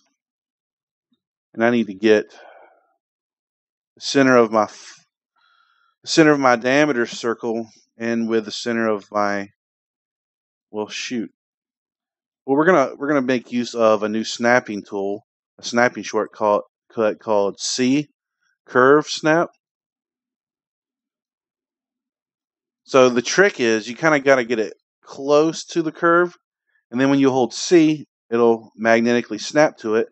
And I'm just traveling along the path of this curve right now by holding down C and moving it up and down. So now I know I'm snapped at the very end of my curve here. All right, so let's do a surface extrusion. Select my diameter first, and then my path second. Go to surfaces. Let's bring up my extra menus. We want to go, let's reset the settings. We want to do at path and follow the path direction. And voila, nicely made faucet. And in fact, since we want to keep everything in polygons, we can go ahead and do output geometry as polygons. Do quads. And I'm just going to get lazy and do a count. Let's say 500 polygons. Nah, I don't want to get too lazy. We go to quads and do general. And then I'm going to come down here, and then the U and V type controls how many divisions in each direction. So to figure out which one's which, I'm going to make one super dense and the other one not. So the U controls how many edges discuss or make up the diameter of my pipe here, how many spans of my pipe. So let's keep it in 10. And then the V describes the shape, how many vertical spans or horizontal. It's hard to say vertical horizontal because they're horizontal here and then they're vertical here. That's why we use the designation U and V. I think 100 is a little overkill there, though. Let's try something like 40. And we still see a little bit of weird artifacting. I'm not going to sub-D this, so I want to make sure I have enough geometry to perfectly describe this faucet. So I'm going to do 60. There we go. No need to sub-D that. It looks pretty good. And I got polygons. So I like what I see. So I'm going to go to Edit, Delete All by Type History to unattach my curve from my actual faucet model. And I'm just going to get rid of those curves there. All right. Now we have a little bit of work to do here. We need to make the end of my faucet. I'm just going to scale in that extrusion and then scale up a little bit. And I'll just leave it kind of open. I'm not going to worry about. We'll just leave that open. Not too many people are going to look in there. Well, maybe I am going to sub-D it because when I do that, I can add some edge loops here. Now I get a nice, perfect faucet. It's a little wonky, I guess, but we could obsess over everything. But that looks pretty good. Looks like a faucet to me. So why don't we talk about the handles on my sink here. All right, the handles are what's going to be is what's going to, turn the sink on and off here. That's what the handles I'm referring to. So I'm basically going to just start with a cylinder. And I'll do a 10 cylinder. We won't use nerves for this part because we want to create some special handles. We want to be able to control our destiny more. All right, so I'm going to start out with a cylinder at the base here. And I'm going to size it just so. In fact, you know what? I'm going to add a little bit of spice to this faucet here. I'm going to scale that up. Make it look a little fancier. And put some edge loops in there. There, now it's not just a simple tube. It's got something going on. I'm going to move this up a little bit. There we go. All right. So I could start with a cylinder, or I could start with the faucet. Let's do that. Now that I like that little base I made for my faucet, so I'm going to use that as the basis for my handle here. So I'll start out by scaling it down. My handles are going to be a little bit smaller than the base of my faucet. And then I'm just going to get rid of all these faces I don't want. I really just was interested in this guy right here.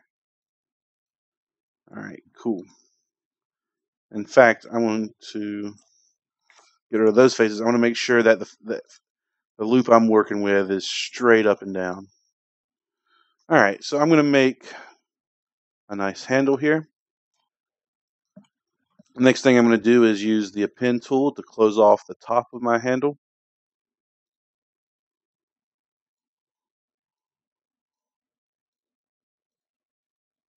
Got a weird little triangle there. That's okay though. And then we're going to come in and we're going to actually, I don't want to wedge that. I want to insert an edge loop. Here's the little nub of my handle. Let's do something like that. In fact, I want to give it a more elegant curvature. So that looks weird, but now I got a straight up and down edge.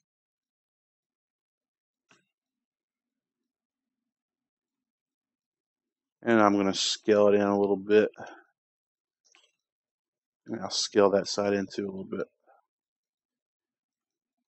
Now I'm going to extrude all of these faces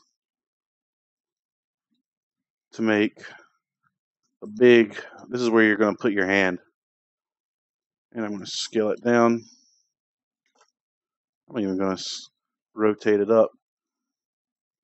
Now I'm going to put some edge loops in here.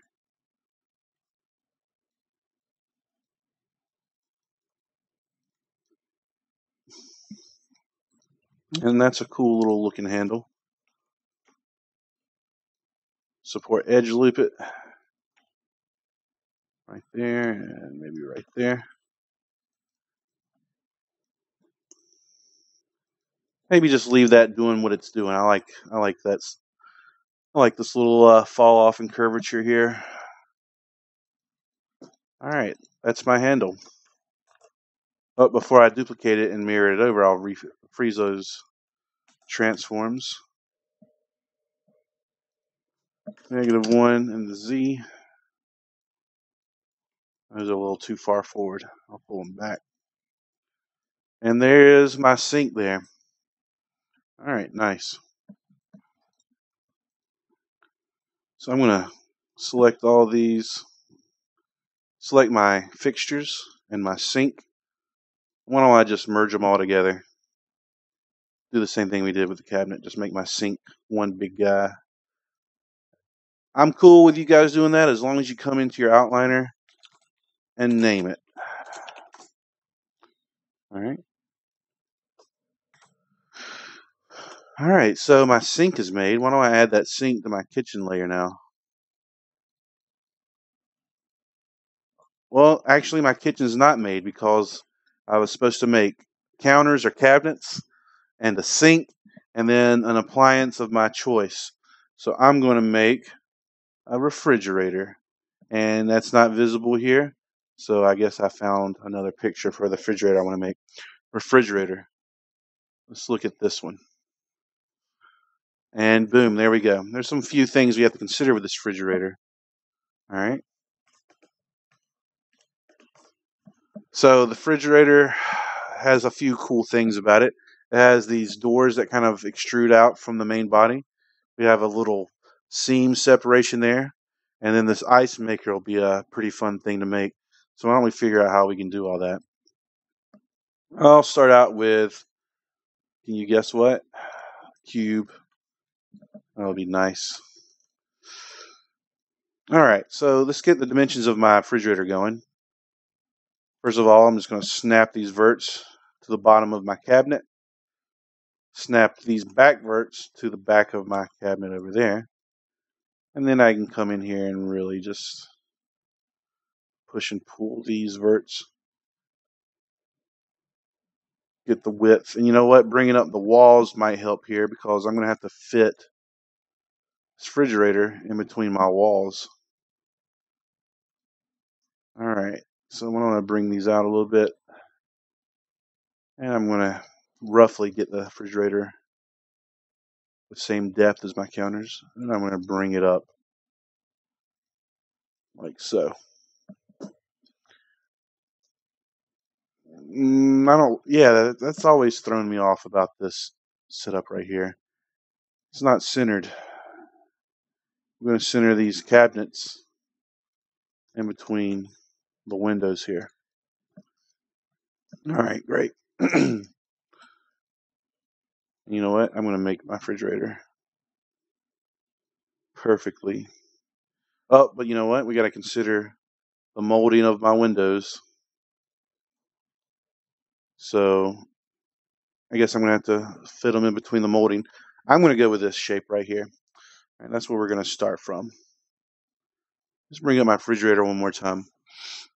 So why don't we make the extruded outside edge of my doors now? All right. I'm going to go ahead and insert an edge loop right in the center of my refrigerator. Might be a little bit hard to get it right in the center because we're not in the middle of the grid here. But we'll do our best. I think that's about good. That'll be the separation for my two doors. And I'm just going to put one on the outside here.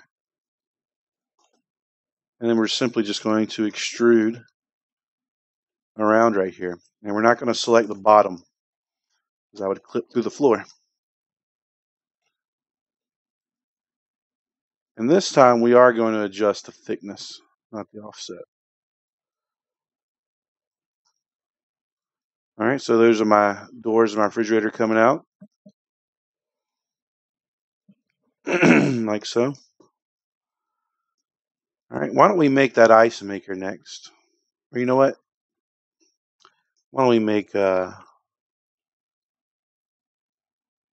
seam for my doors? So I need to select just the faces going down the center of my refrigerator. So I'll select the top two so I know which faces we're dealing with. Then I'll go to the top view of my scene here. And I'll just select the faces all the way down here. And that does a good job there. Oh, it looks like I'm getting these. I don't want those. And what we're going to do is we're going to extrude. And let's bring my thickness in.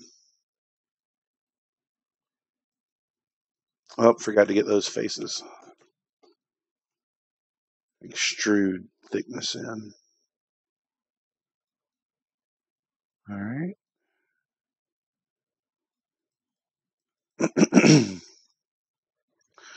And yeah, this is a single mesh, so, you know, might be a little weird. Oh, it looks like we got overlapping faces there. Do an inverse selection. Delete those overlapping faces. Oh, then we got this black face staring at us. I'll just delete those. Oh, then we have a hole. Okay, well, I guess we'll just have to go in and extrude these edges here. Boom. Extruded edges and merged them. That looks weird. You know why? Because we got an end-gon now. Gosh, if it's not one thing, it's another thing. So I'm just going to insert an edge loop. That'll give me some vertices to merge to. And now we don't have a stupid looking bottom anymore. All right, great. So when I want to continue my theme of edge looping, I'm going to define the dimensions of, oh, look at that curve upwards. I'm going to snap it to vertice, straighten out with retaining component and spacing. Turned off, snap it. Oh, that seems up a good idea to save. All right, cool. So this is how tall I want it. How wide do I want it now? Let's do something like that. Snap these edge loops. I want that edge loop completely vertical all the way around. And then you can come out from a distance and eye it a little bit.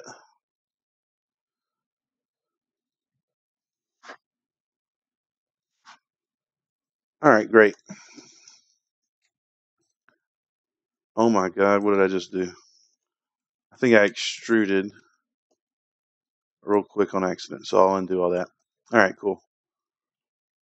Now I'm going to extrude out.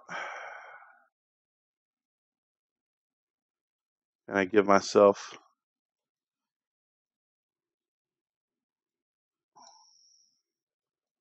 the outside of my ice maker. Now I'm going to extrude in for the inside of my ice maker.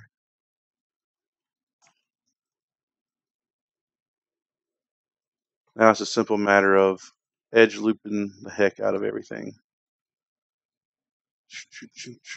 Edge looping around the corners here.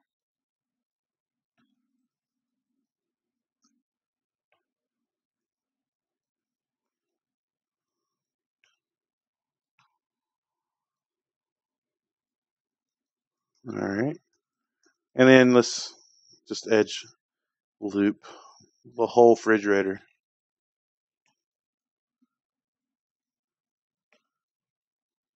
It's a little soft right there. Let me harden this up. Now this is an instance where maybe getting a little bit sharper would serve us well because it's metal.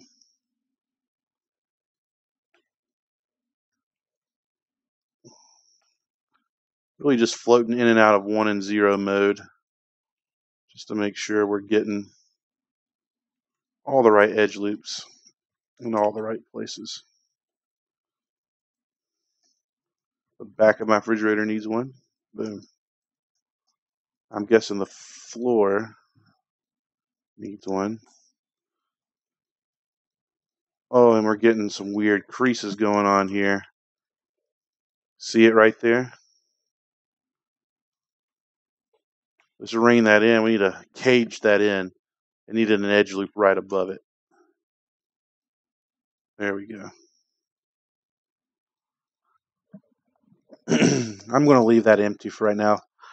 I don't want to spend too much time making detail, smaller detail like that, but it's just a simple matter of looking at your reference images and doing the little pushback things, and so you complete the effect a little bit. Because I need to move on to making these handles. You know what I'm going to do? I'm going to cheat. I already have a handle made on my cabinet here. Let me get rid of these walls. I've already used them. But I can't. But they're connected to this whole cabinet. I'm going to delete the whole or duplicate the whole cabinet, and I'm just going to select the handles that I want, just the handles, and I'm going to inverse select everything else, delete it, and now I've duplicated that cabinet and isolated the handle that I want, because now I can use it for my refrigerator. A little bit of help. All right, so let's get it. I think that might be a little too thick. That looks good. So why don't we adjust the height of my handles? It kind of goes all the way up there, all the way down there. And I'll select the verts of the connectors.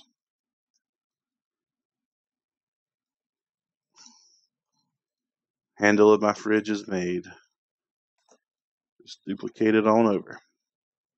Select my whole fridge, combine, open up my outliner, delete all history, call this refrigerator, or I'll just call it fridge,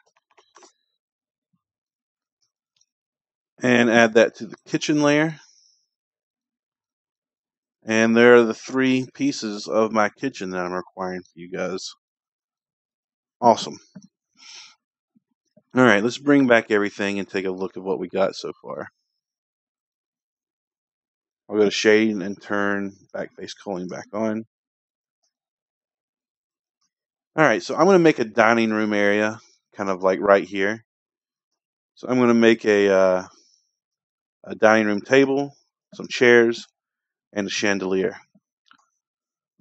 So let's get started on that next.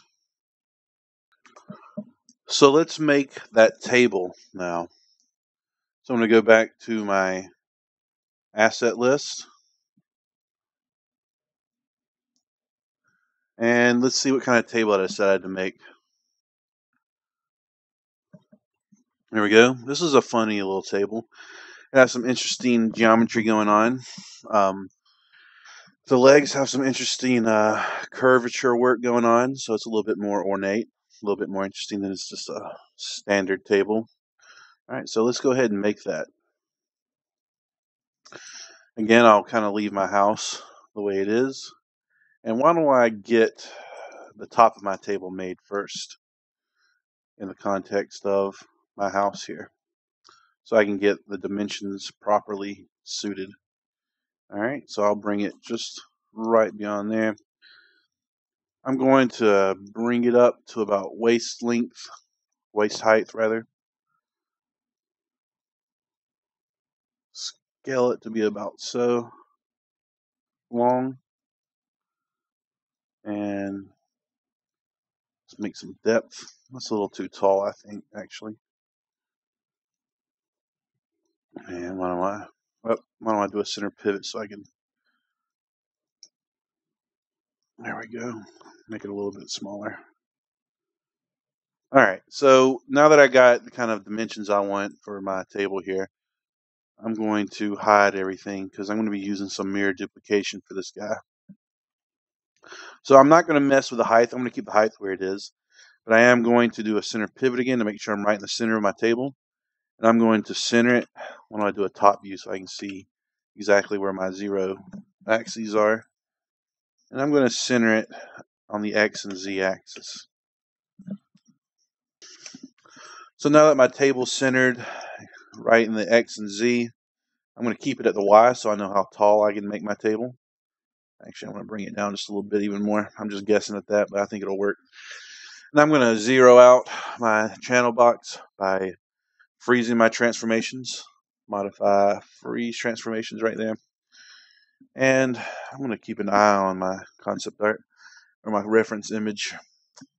I'm going to go ahead and make the center vertical wooden beam and the end one. Go ahead and make the legs. Go ahead and get the simple legs made. I'm tired of always starting brand new from a cube, so I'm just going to duplicate that. Because now I'm going to have direct control over my verts to make it exactly what I want. So I'm going to put it right there. Do it right there. Right there. All right. And place it kind of on the edge corner of my table.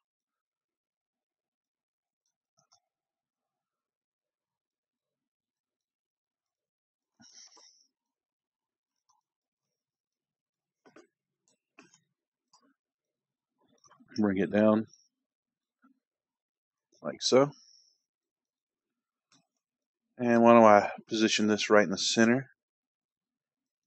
Bring this one up.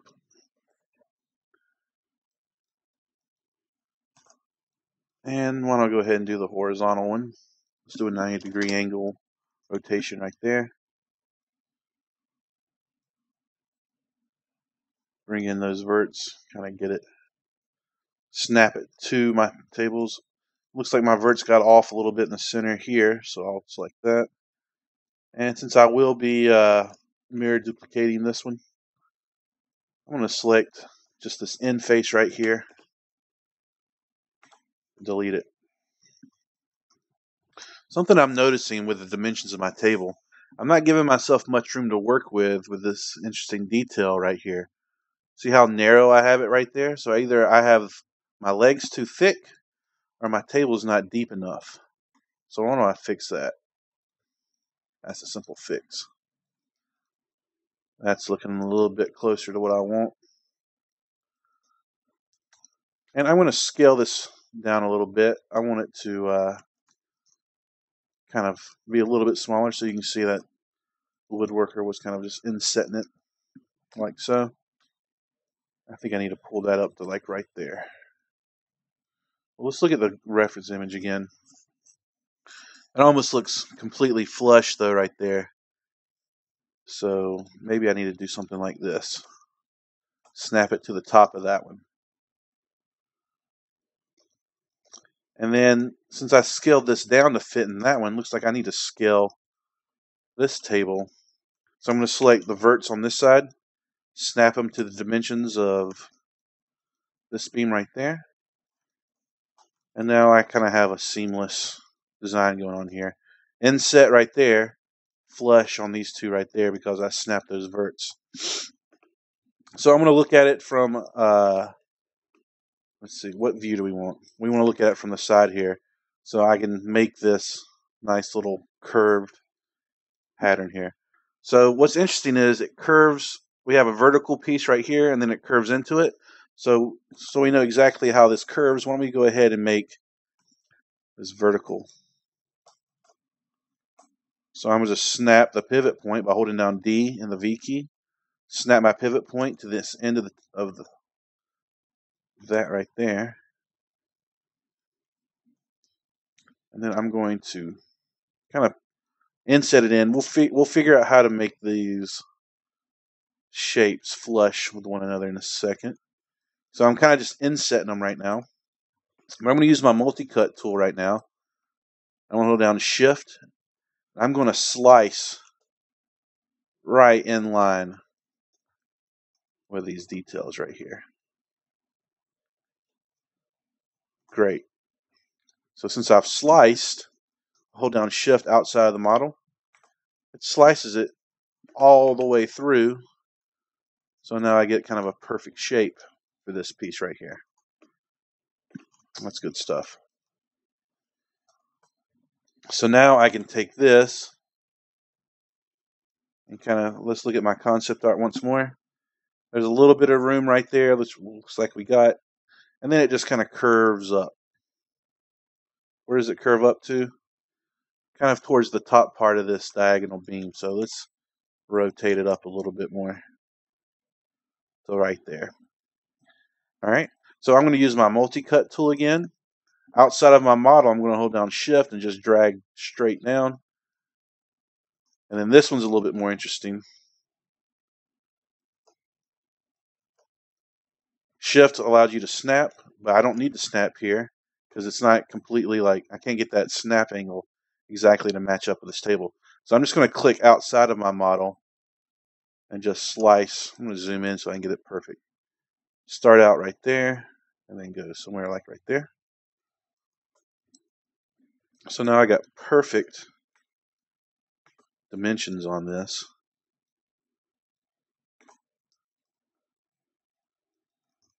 And then I'm actually going to go to my multi-cut tool again, and I'm going to make a few more slices.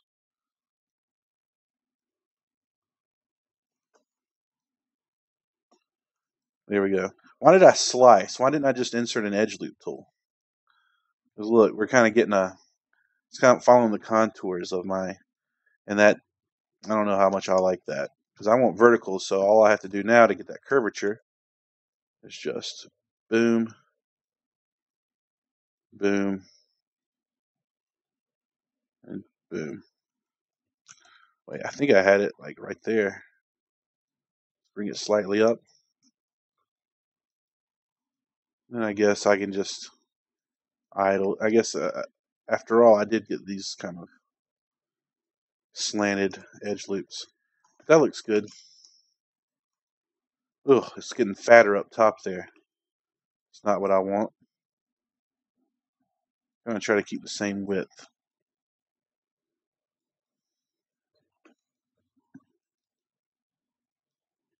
There we go.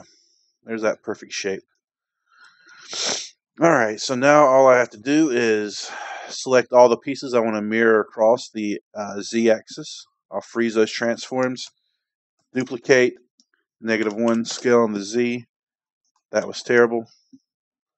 I forgot to reset my transform, so now all the pivot points are right in the center of my grid, like so. And now it's a simple matter of,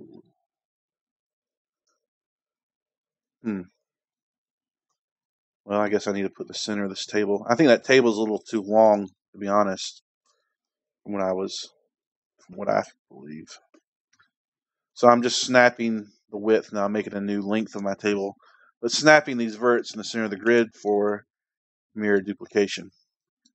All right, freeze, reset, Control D to duplicate, -1 across the Z, and merge. And we're just going to merge all the verts. What's going on here? Don't tell me I had inset faces. Sub D mode reveals all. And faces in there that need to be purged. Alright. That looks pretty good. I don't feel like I need to sub D that. Yeah, I'm getting some sharp corners right there, but I'll live with it. I'll go ahead and just call the table done. So I'll go to my outliner now. Oh, so many of these terrible groups. Delete history though, and then delete all the other groups that didn't get rid of themselves whenever I deleted history, and call this table mesh 001. And now let's bring back my wall here. And now I can position the table exactly where I want it.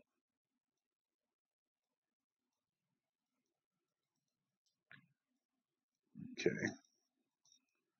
Looks pretty good.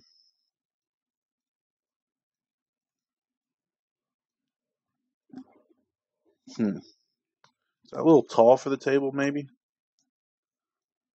But if I scale it down, it kind of messes with the shapes of everything. I'll be content with that, though. There we go. Now freeze, reset. I'm probably going to end up undoing that eventually. Why don't we look at how tall it is again? Or about half. Let's see, 1, 2, 3, 4, 5. Is this table really 5 feet tall? That's no good. Yeah, so I will end up scaling it down like so. There we go. I don't know. I can't decide what to do with this table. I'm going to quit harping on it. All right, so that's my table done. Let's go back to my asset list. All right, so now I have this chair to do. And let's just bring up the image for my chair. Spindleback chair. It'll be an interesting shape to make. The main considerations here are creating this nice border piece around here, making sure all my spindles intersect properly so we're not seeing a spindle just clipping out garishly on the back of my chair here. All right. So again, I need to make a layer for my table here. So here's my living room or dining room lay. All right, so why don't I go ahead and start with a new cube. I'll scale it up to be about 2 feet by 2 feet, a little bit under. And we're going to make a lot of intersecting pieces here.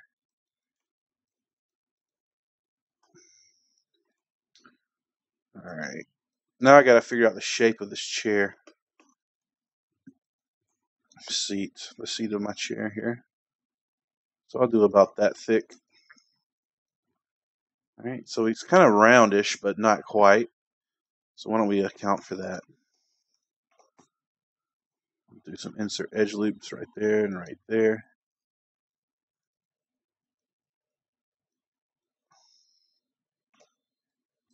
So to kind of get that roundness, but not quite roundness, we'll just kind of pull out some detail right there.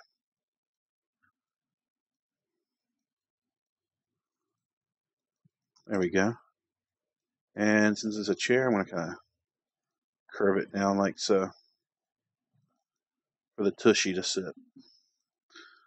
All right, cool. I'm going to go ahead and, you know what? I'm going to make a temporary layer right now because I want to be able to isolate this, but not put it on my dining room level layer and have it be hidden.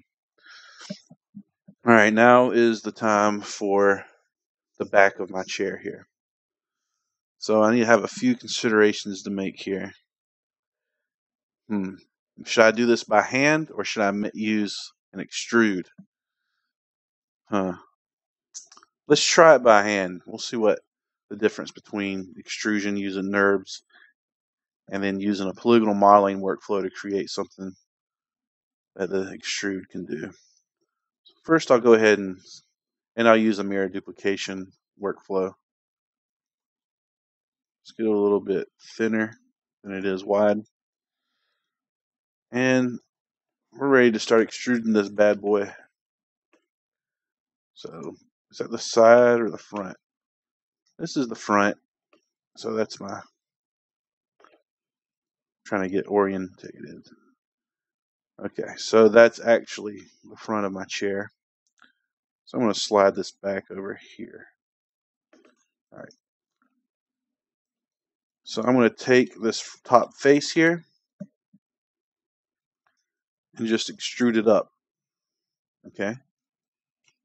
Now I'm going to start building my curvature using the extrusion tool. I'm just going to go ahead and make a really blocky version of this. I can go and add some edge loops later to flesh out this shape.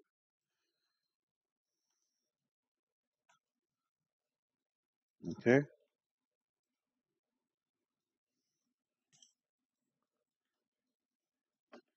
Something's happening here. Looks like we extruded one too many times. Easy fix. Just select all the verts, merge them. All right. It was keeping me from making some really nice edge extrusions. Well, what's going on here? So we have another topology issue here. Oh my goodness. Back face choline. You swine. I imagine that's going to be the death of me one day. All right. Let's see if we can redo that merge. We have these inset faces that are just killing us here. Why isn't our merge trick working to get rid of these overlapping faces? Maybe if we increase the threshold a little bit. Nope. So this might be one of those times where we just have to nuke it and start over. No shame in that. I don't know. I don't get too wound up whenever I make mistakes in these videos. Because chances are, since this is a beginning course, you guys are making some of the same mistakes. And you're asking yourself, well, why are you making the mistakes at all? You're supposed to be the expert. Well, I don't know. I guess I just get a little fatigued talking for 2 hours, making a video. But no big deal. I'll teach from it. That's a little too big. Why don't we scale it down? There we go. Plus my recording software kind of adds a little bit of a, I don't know, like a lag to my myosine. So sometimes, see, that's what's happening. And Backface Coin would have told me. Sometimes when I go to extrude, I won't have a face selected. So when I extrude it, it extrudes the whole model, and that's the issue there. I wonder if you guys just saw the lag here. All right, so now we're going to build up this face here. So every time I extrude, I'm going to kind of rotate that face, rotate the face, and then boom. Now I'm going to rotate it so I keep the same kind of width.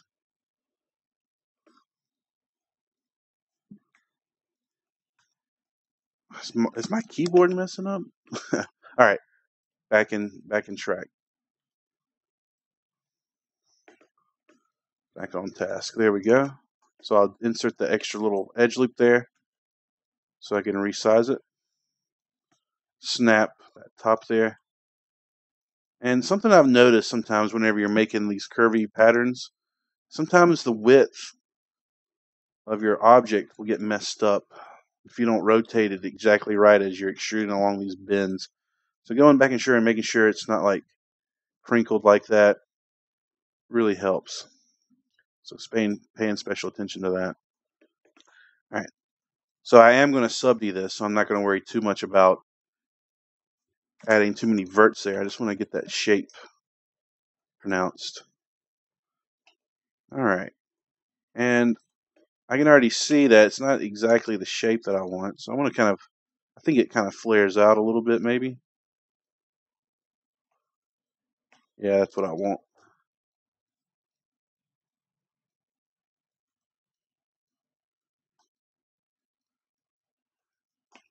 And I lost a little bit of my width there. All right, so now I'm going to go and delete this bottom face because I don't need it because it's intersecting geometry. And bada boom, freeze, reset, mirror around the Z, combine, merge verts. Oh, what's going on there? Well, my merge tolerance was a little bit high, so I'm going to bring it back down to like really low, like 0.001. All right, and that's the back of my chair. Now I need to create these nice little spindles. So I'll go to cylinder, and I'm going to set the pivot point to be at the very bottom. So all I have to do is kind of rotate it from the base so I get that rotation I want. And I think it's a little bit smaller than that. So yeah, why don't we start with the obvious choice here. There's one part of this chair that I forgot to take into account, and that's how it angles back a little bit. Maybe I should do something like that.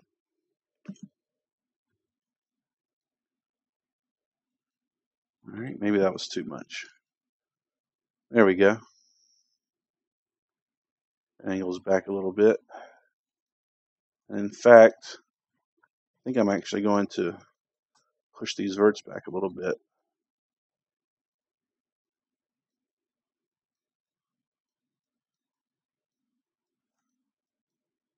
Now that's an interesting shape. Nice, a little fancy. All right, so let's. I have this wooden dowel spindle. I'm going to delete the top and bottom faces here. Now I'm going to soften those normals, and from here it's just a matter of getting the right rotation so it's perfectly inset into this. You know what? I need to add some.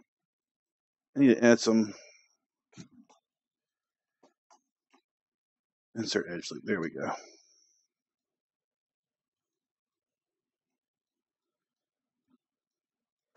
Need to really define this border piece. Get it hard. There we go. That's looking better. So there's one spindle. Duplicate it. Maybe rotate it a little bit. Scale it down vertically. Make one more duplication. Scale it down. And since it's kind of on a different curve, I need to rotate it a little bit so it's perfectly inset. And then I need to space them out evenly. There we go. Freeze, reset, copy, negative scale, and there's the back of my chair made. All right. Let's go ahead and add that all to layer one so we can just close it out. Actually, I'm gonna,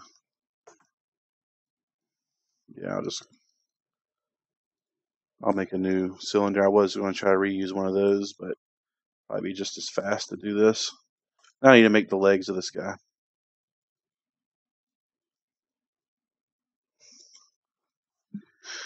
And we'll just delete the tops and bottoms.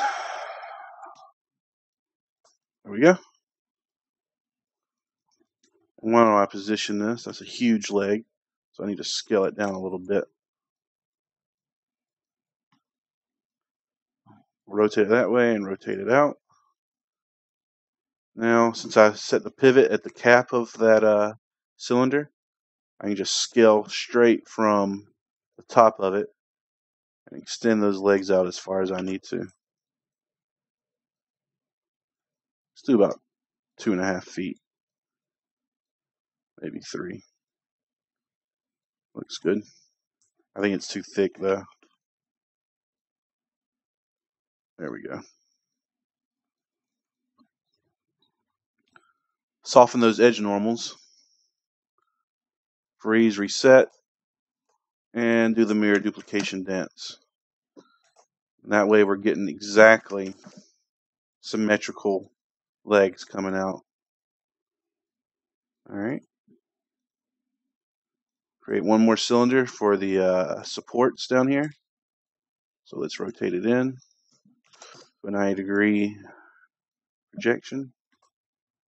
And of course, we're going to have to come in and really scale the dickens out of it. All right, there we go.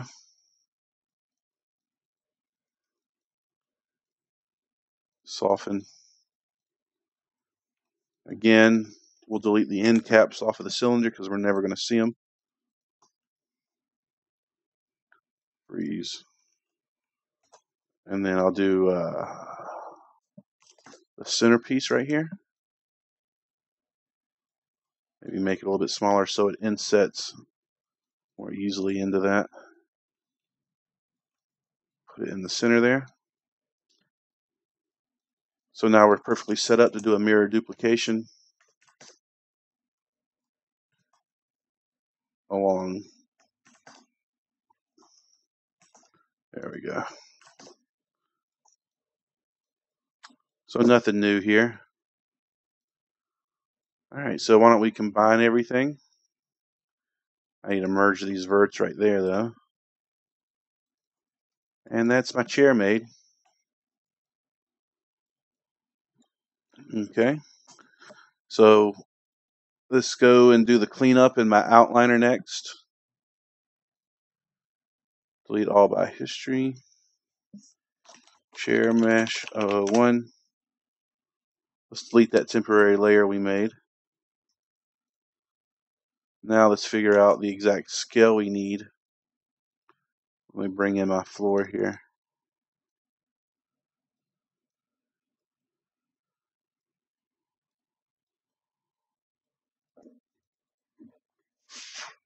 There we go.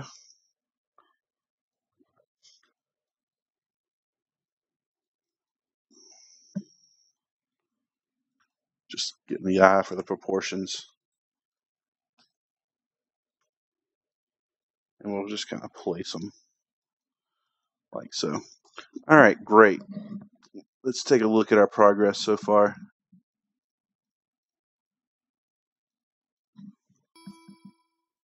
Okay. So our house is coming along really nicely.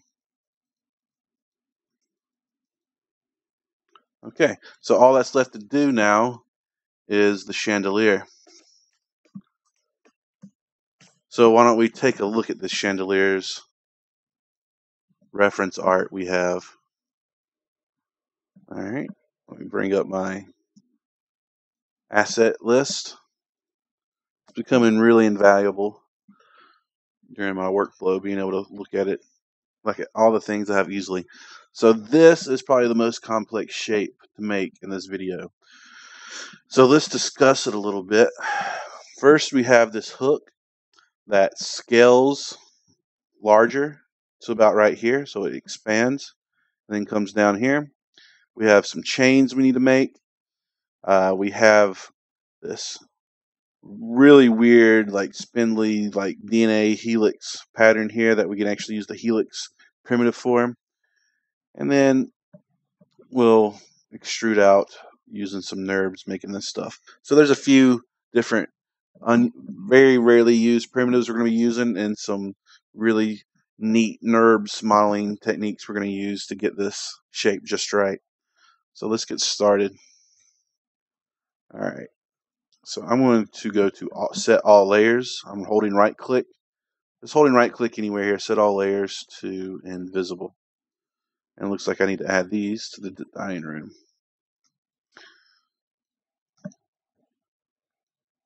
All right, cool. Let's get started making that hook, if you will. So let's use some NURBs to make that hook. So I'm going to start out with a circle as my extrusion. And I'm just going to kind of eye it for the most part. I could bring in an image layer or an image plane with that chandelier on it to get everything exactly. And you know what? I think I'm going to do that just to demonstrate that real quick. So I'll drag and drop this image right to my desktop. I'm not going to obsess too much over naming stuff. It'll be a temporary thing we're going to use. So go into my Maya and we'll create a free image plane. Bring up my outliner so I can see it in my outliner. So my image plane. So with my image plane selected, we'll double click my attribute bar button up here at the top right. And let's go to image name, click on my folder, and set it like so. Alright, so it's really small right now. So why don't I just scale it up a little bit. In fact, I can use this image plane. I can go ahead and get the right scale for everything. This image plane is going to kind of be like my guide. I mean, that's a pretty small chandelier right there.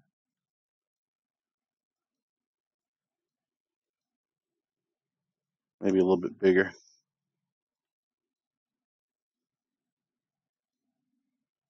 I'll dig that. Alright, so the width and height, I'm going to lock down those values. So with width and height selected, I'm going to right click on them.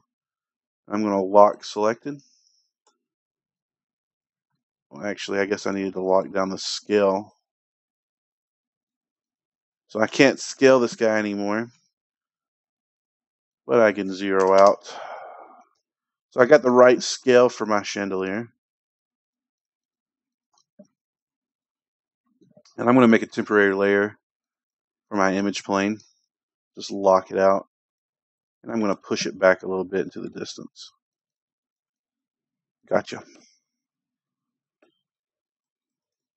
Alright.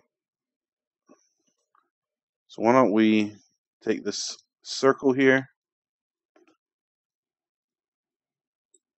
It's kind of hard to see.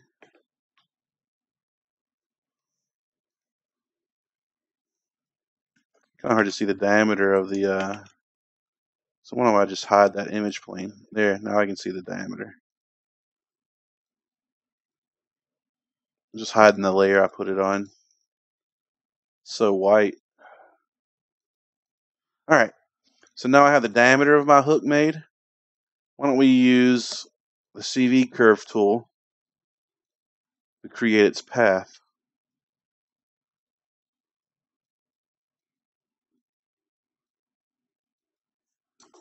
So something's happening here. We're not able to see.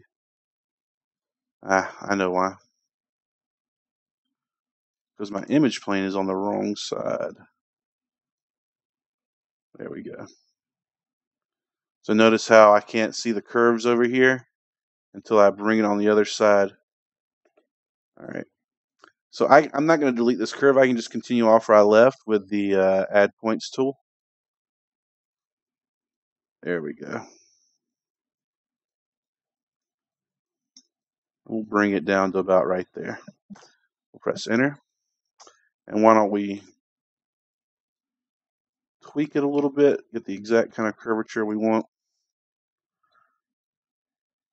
kind of staying right in the middle of this image plane here.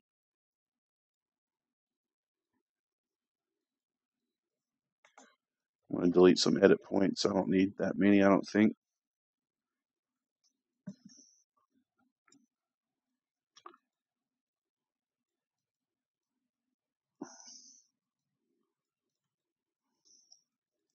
Alright, I'm happy with that. Except for this endpoint. I need it going straight down more.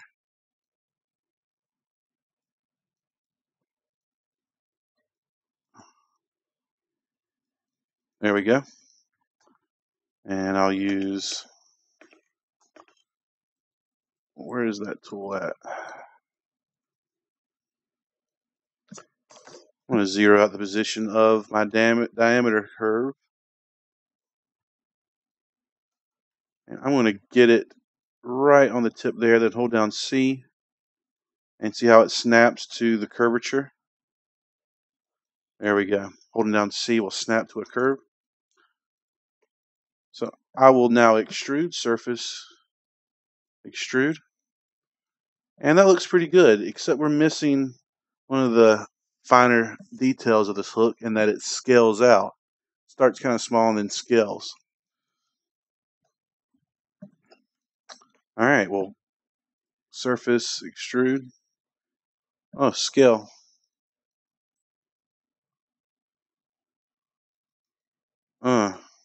What is going on here?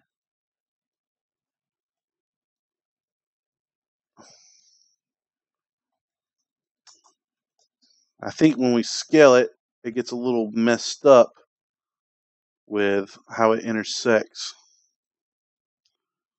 So that's no problem. What we'll do is we'll put, and let me go back and make sure that whenever we were using the extrude tool, we were doing polygons. Okay, good. So I'm going to select my newly made extruded surface. I'm going to make another temporary layer and I'm going to lock it down.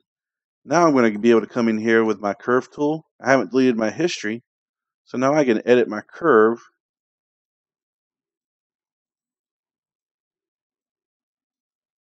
with my control vertices.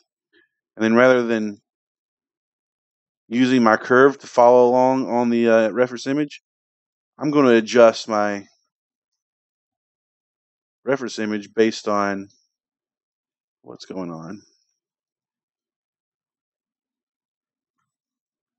It's not liking that. There we go. So I need to delete a control vertex. The scale is making it all squirrely. See, as we get close in, the scale makes it crunch up like that. So we'll follow it as best we can in regards to that. And if I scale down, yeah, there we go. I think what we'll have to do, though, it's keep scaling down all the way. I think we'll just have to pick a point in the newly created extruded surface. I'm going to delete my history and get rid of these curves. I think I have to pick a point where I'm just like, okay, enough's enough. Get rid of this extra extruded faces here.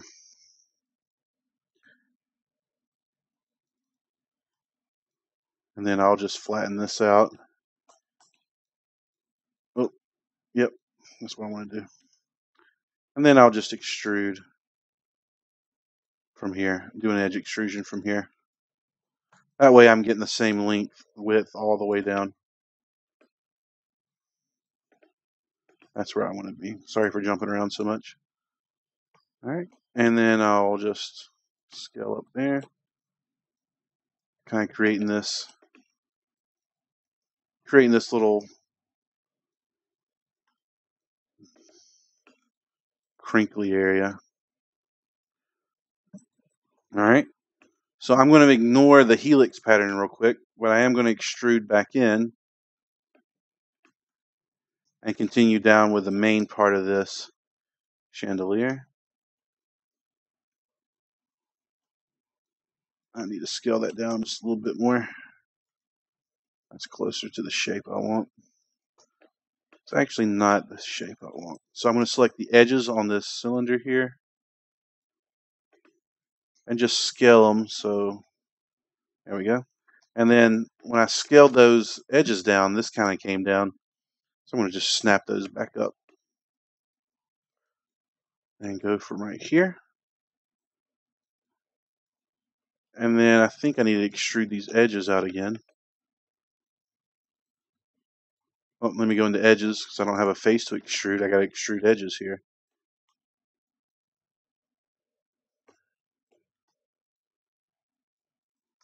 All right. I'm kind of getting off on the concept art here,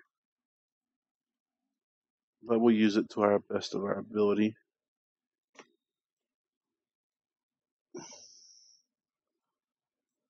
Yeah, I kind of messed up on that extrusion. So I'm just going to go grab my vertices and then scale it from there. So it's just being really comfortable with your edges and faces and verts and knowing when to select which.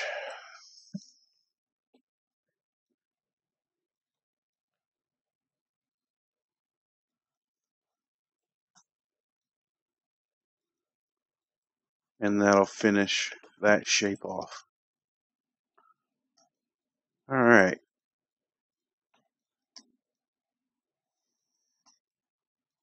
So that's looking pretty good. Why don't we go to my surface mesh display, set normal angle to like 60. That'll smooth all the round pieces. I mean, it's going to be sub D eventually, so it won't matter, but for right now, just so we can look at it.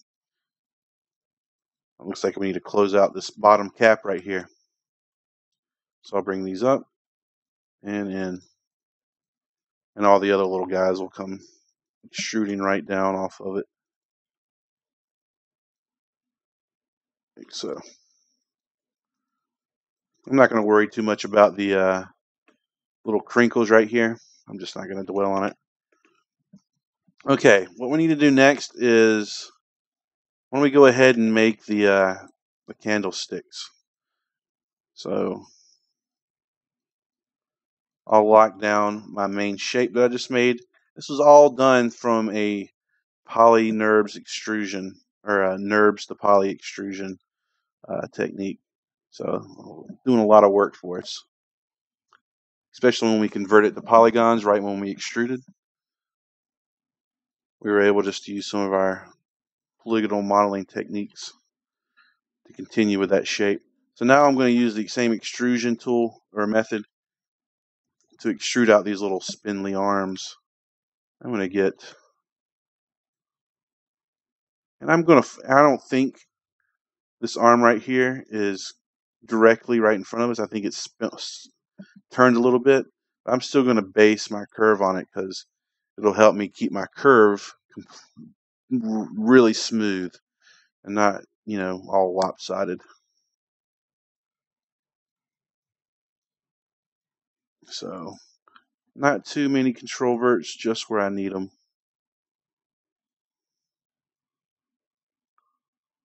Like so. Now let's go in and clean up this curve using my control vertices.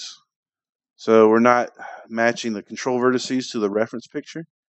We're just matching the curve to the reference picture. So if that means the control vertices kind of have just to go flying out in space somewhere, then that's what it means.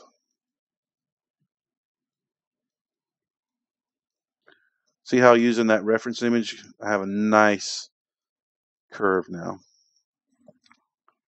All right, so let's grab my diameter and my path. Go to surfaces. Let's turn off the scale, set it back to 1, and hit apply. Perfect. Delete my history. Get rid of my curves. I don't need my curves anymore. And then from here, it's just doing the extrusion dance all the way up. Oh my goodness. It's black. Mesh display, reverse normals. There we go. Don't have to worry about being black. That's because the curve direction was reversed. So we could have reversed our curve direction. But I just decided to keep it simple and just reverse the normals of the polygon. So I'm adding a little bit more detail right there. I gotta tell you, using a reference image to model off of, really fun. Well, oh, I got lucky there. Okay.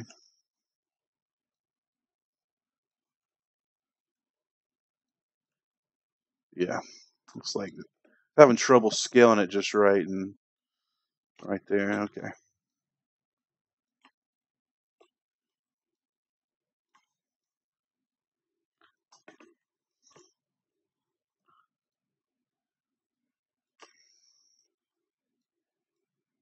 Oh goodness, that's not scaled at all.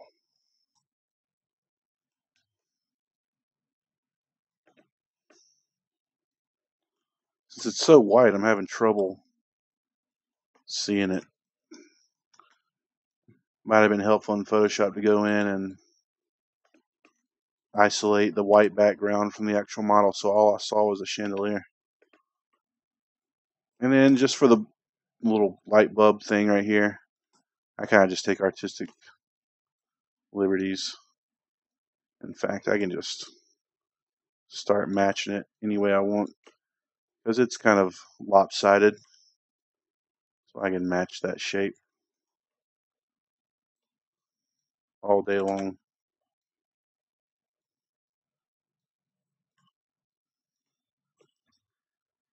Extrusion dents.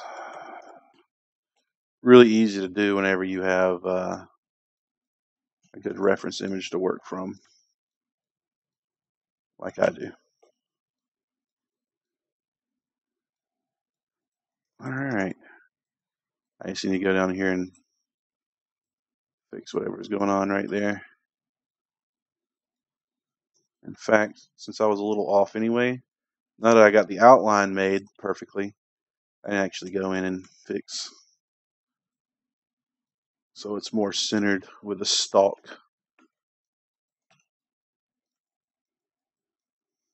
Cool.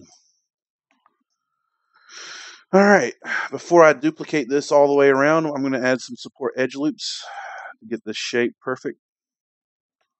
It's going to need sub D mode. There we go. Just putting one on the outside and inside of every hard edge we see.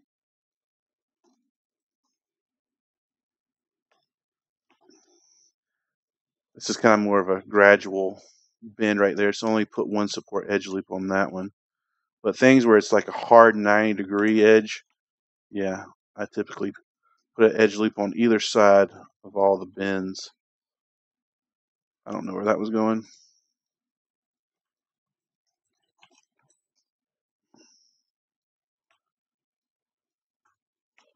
I love support edge loops, because at the end of the day, we get paid because it looks real good. Alright, so now it's just a simple matter of, where's that pivot point? Is it right in the center? I want to bring this out for a second. I need to put the pivot point right in the center of this curve, because whenever I duplicate, you know what, maybe I don't. Maybe I just need to position it. Let's get rid of my image layer real quick. I'll just position it kind of where I want it. And that's that. Alright, now, since I'm using the mirror duplication trick, instead of, yeah, I guess I can just go and then -1 in the X. Oh, looks like it was a little bit off still. They actually probably need to go in a little bit. And then from here, I'm just going to do like a 180. Actually, that's wrong. I need to do a 90. There we go. Things shaping up to be pretty nice. So with these made, I'm actually going to put those on their own temporary layer again, so I can just isolate them. Because now I need to make the helix right here. So we're going to do that by going to Polygon Primitives, and we're just going to create a helix. And my God, is it a nightmare right now. How are we going to use this shape and make that? Well, the attributes editor is really nice. So if I bring up my attribute editor right here and go to Polyhelix, there's a few tweaks and settings we can do right here. First of all, I think I only want one coil, so that'll be pretty big. Why don't we kind of scale it a little bit too? And then what if we adjusted the height to like 6?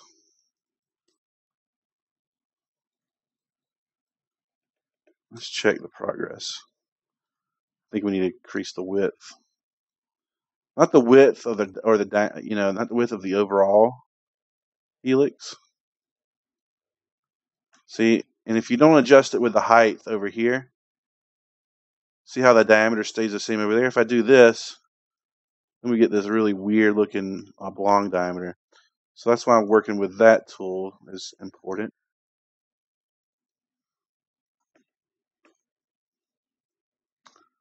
All right, so we may not get it exactly perfect. Maybe I need to extend my coils a little bit. Let's do like 1.3 coils. That basically means how many times it wraps around on itself.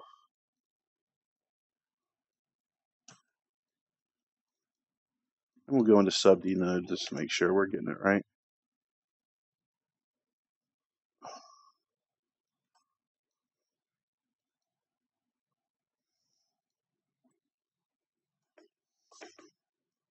We're not even centered on the grid.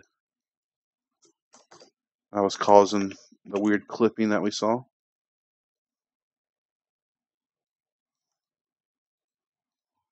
I think if we adjust the height just a little bit more,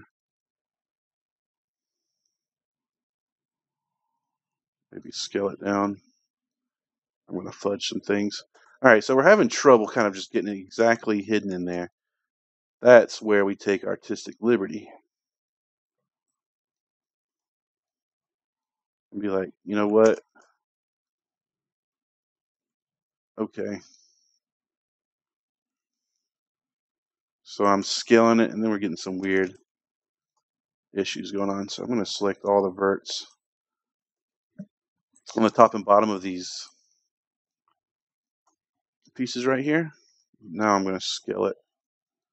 And then those should fit pretty easily in there. But then I have to go in and adjust it a little bit.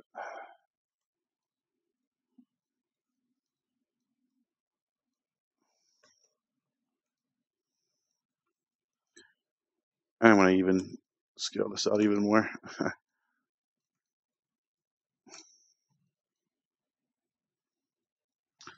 And you know what? It's clipping into this middle one too, so we're going to cheat here too. We're going to make this thinner. Snap that. Snap these verts down there.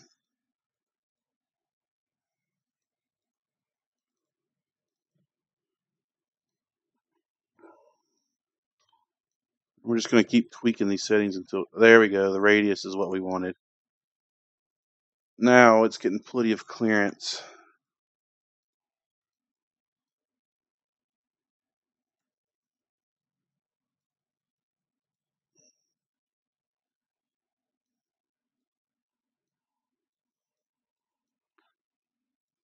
And there we go.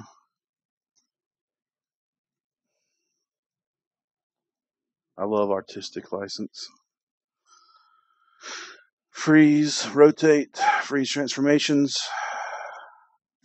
And then we're just going to rotate this 90 degrees. Position it a little bit.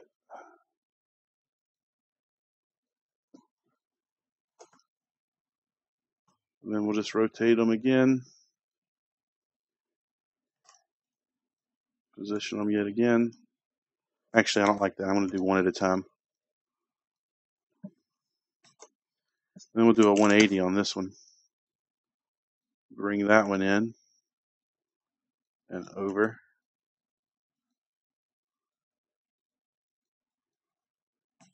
And then do a negative 90 over here. And then it's just a matter of bringing it over and in again. So there we go. An approximation of the complex shape we wanted to make, but it works. Looks like we got this vert innocent bystander in the process. Yeah, it looks like the top of this little disc got a little bit off. It's okay. We know how to snap our verts in a certain axis. Saved it. All right, so now why don't we just add some support edge loops to the top of this, to our top part of our chandelier. All right, let me get back into edge object mode.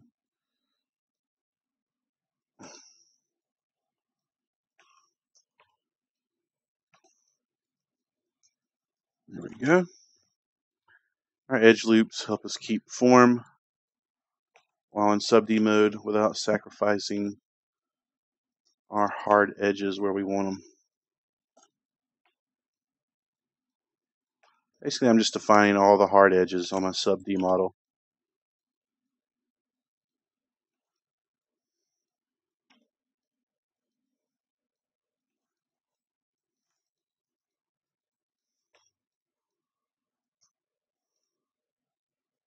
And good Lord, whatever.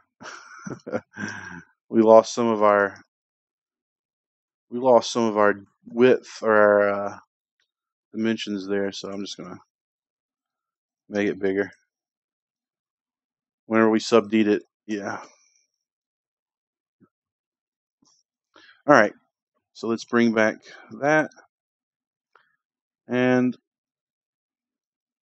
I can't tell if this is clipping out or not. From a distance, they're clipping. That looks good close up. I think that's all that matters. All right, so let's use a polygon torus to make chain links. All right, so it's not looking like much until we go into our attribute editor and really define the shape of this torus. So bring in my attribute editor.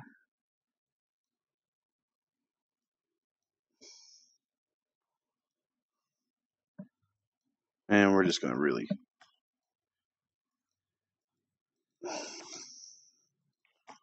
maybe add an edge loop or two, like so. So notice how I'm putting them kind of far off. Allows us to keep that kind of roundness. And since I've kind of already started editing, maybe it's too late to tweak the radius. Nope, still can tweak the radius, section radius, so I can get the kind of thickness I want out of it. Great. And just keep them in sub D mode, and then we just duplicate, rotate in the 90 degrees. Oh, looks like we need to rotate in the x-axis 90 degrees. And then we'll just exponentially duplicate, like so. Give it a little bit of a chain. Then we're just going to come in and add a little twist, a little bit of a different twist on each one, just so it doesn't look so artificial.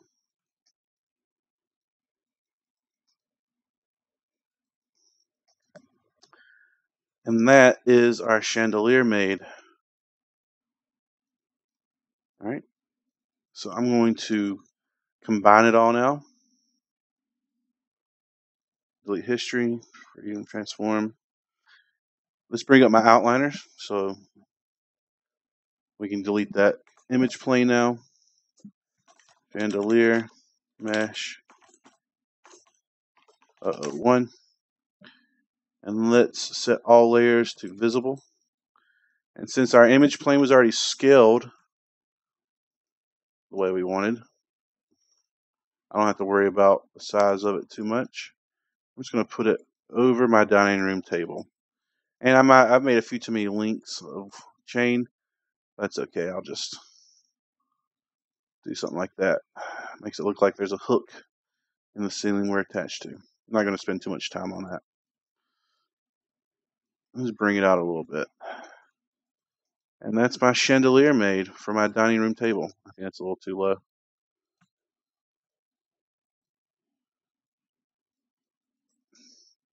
There we go. A nice little centerpiece to our house.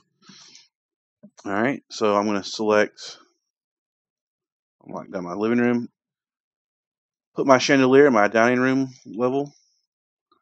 And then here's a nice little trick. Sometimes you may have a bunch of layers that aren't being used. So we can go to layers and we can delete unused layers. And I got rid of all those temporary layers that didn't have any objects inside of them. All right, so that is pretty much every bit of detail I needed to add to my house to fulfill all the requirements of the assignment. So why don't we sit down and talk about the assignment now? All right. So why don't we bring up the parameters real quick? We got those. So you saw the asset list I was using constantly. You're going to have to share the asset list. So why don't I go ahead and bring that up? I can show you how you can share a public link. So I'll go to my drive. I'm going to navigate to my asset list. So we go to my teaching folder, modeling 1,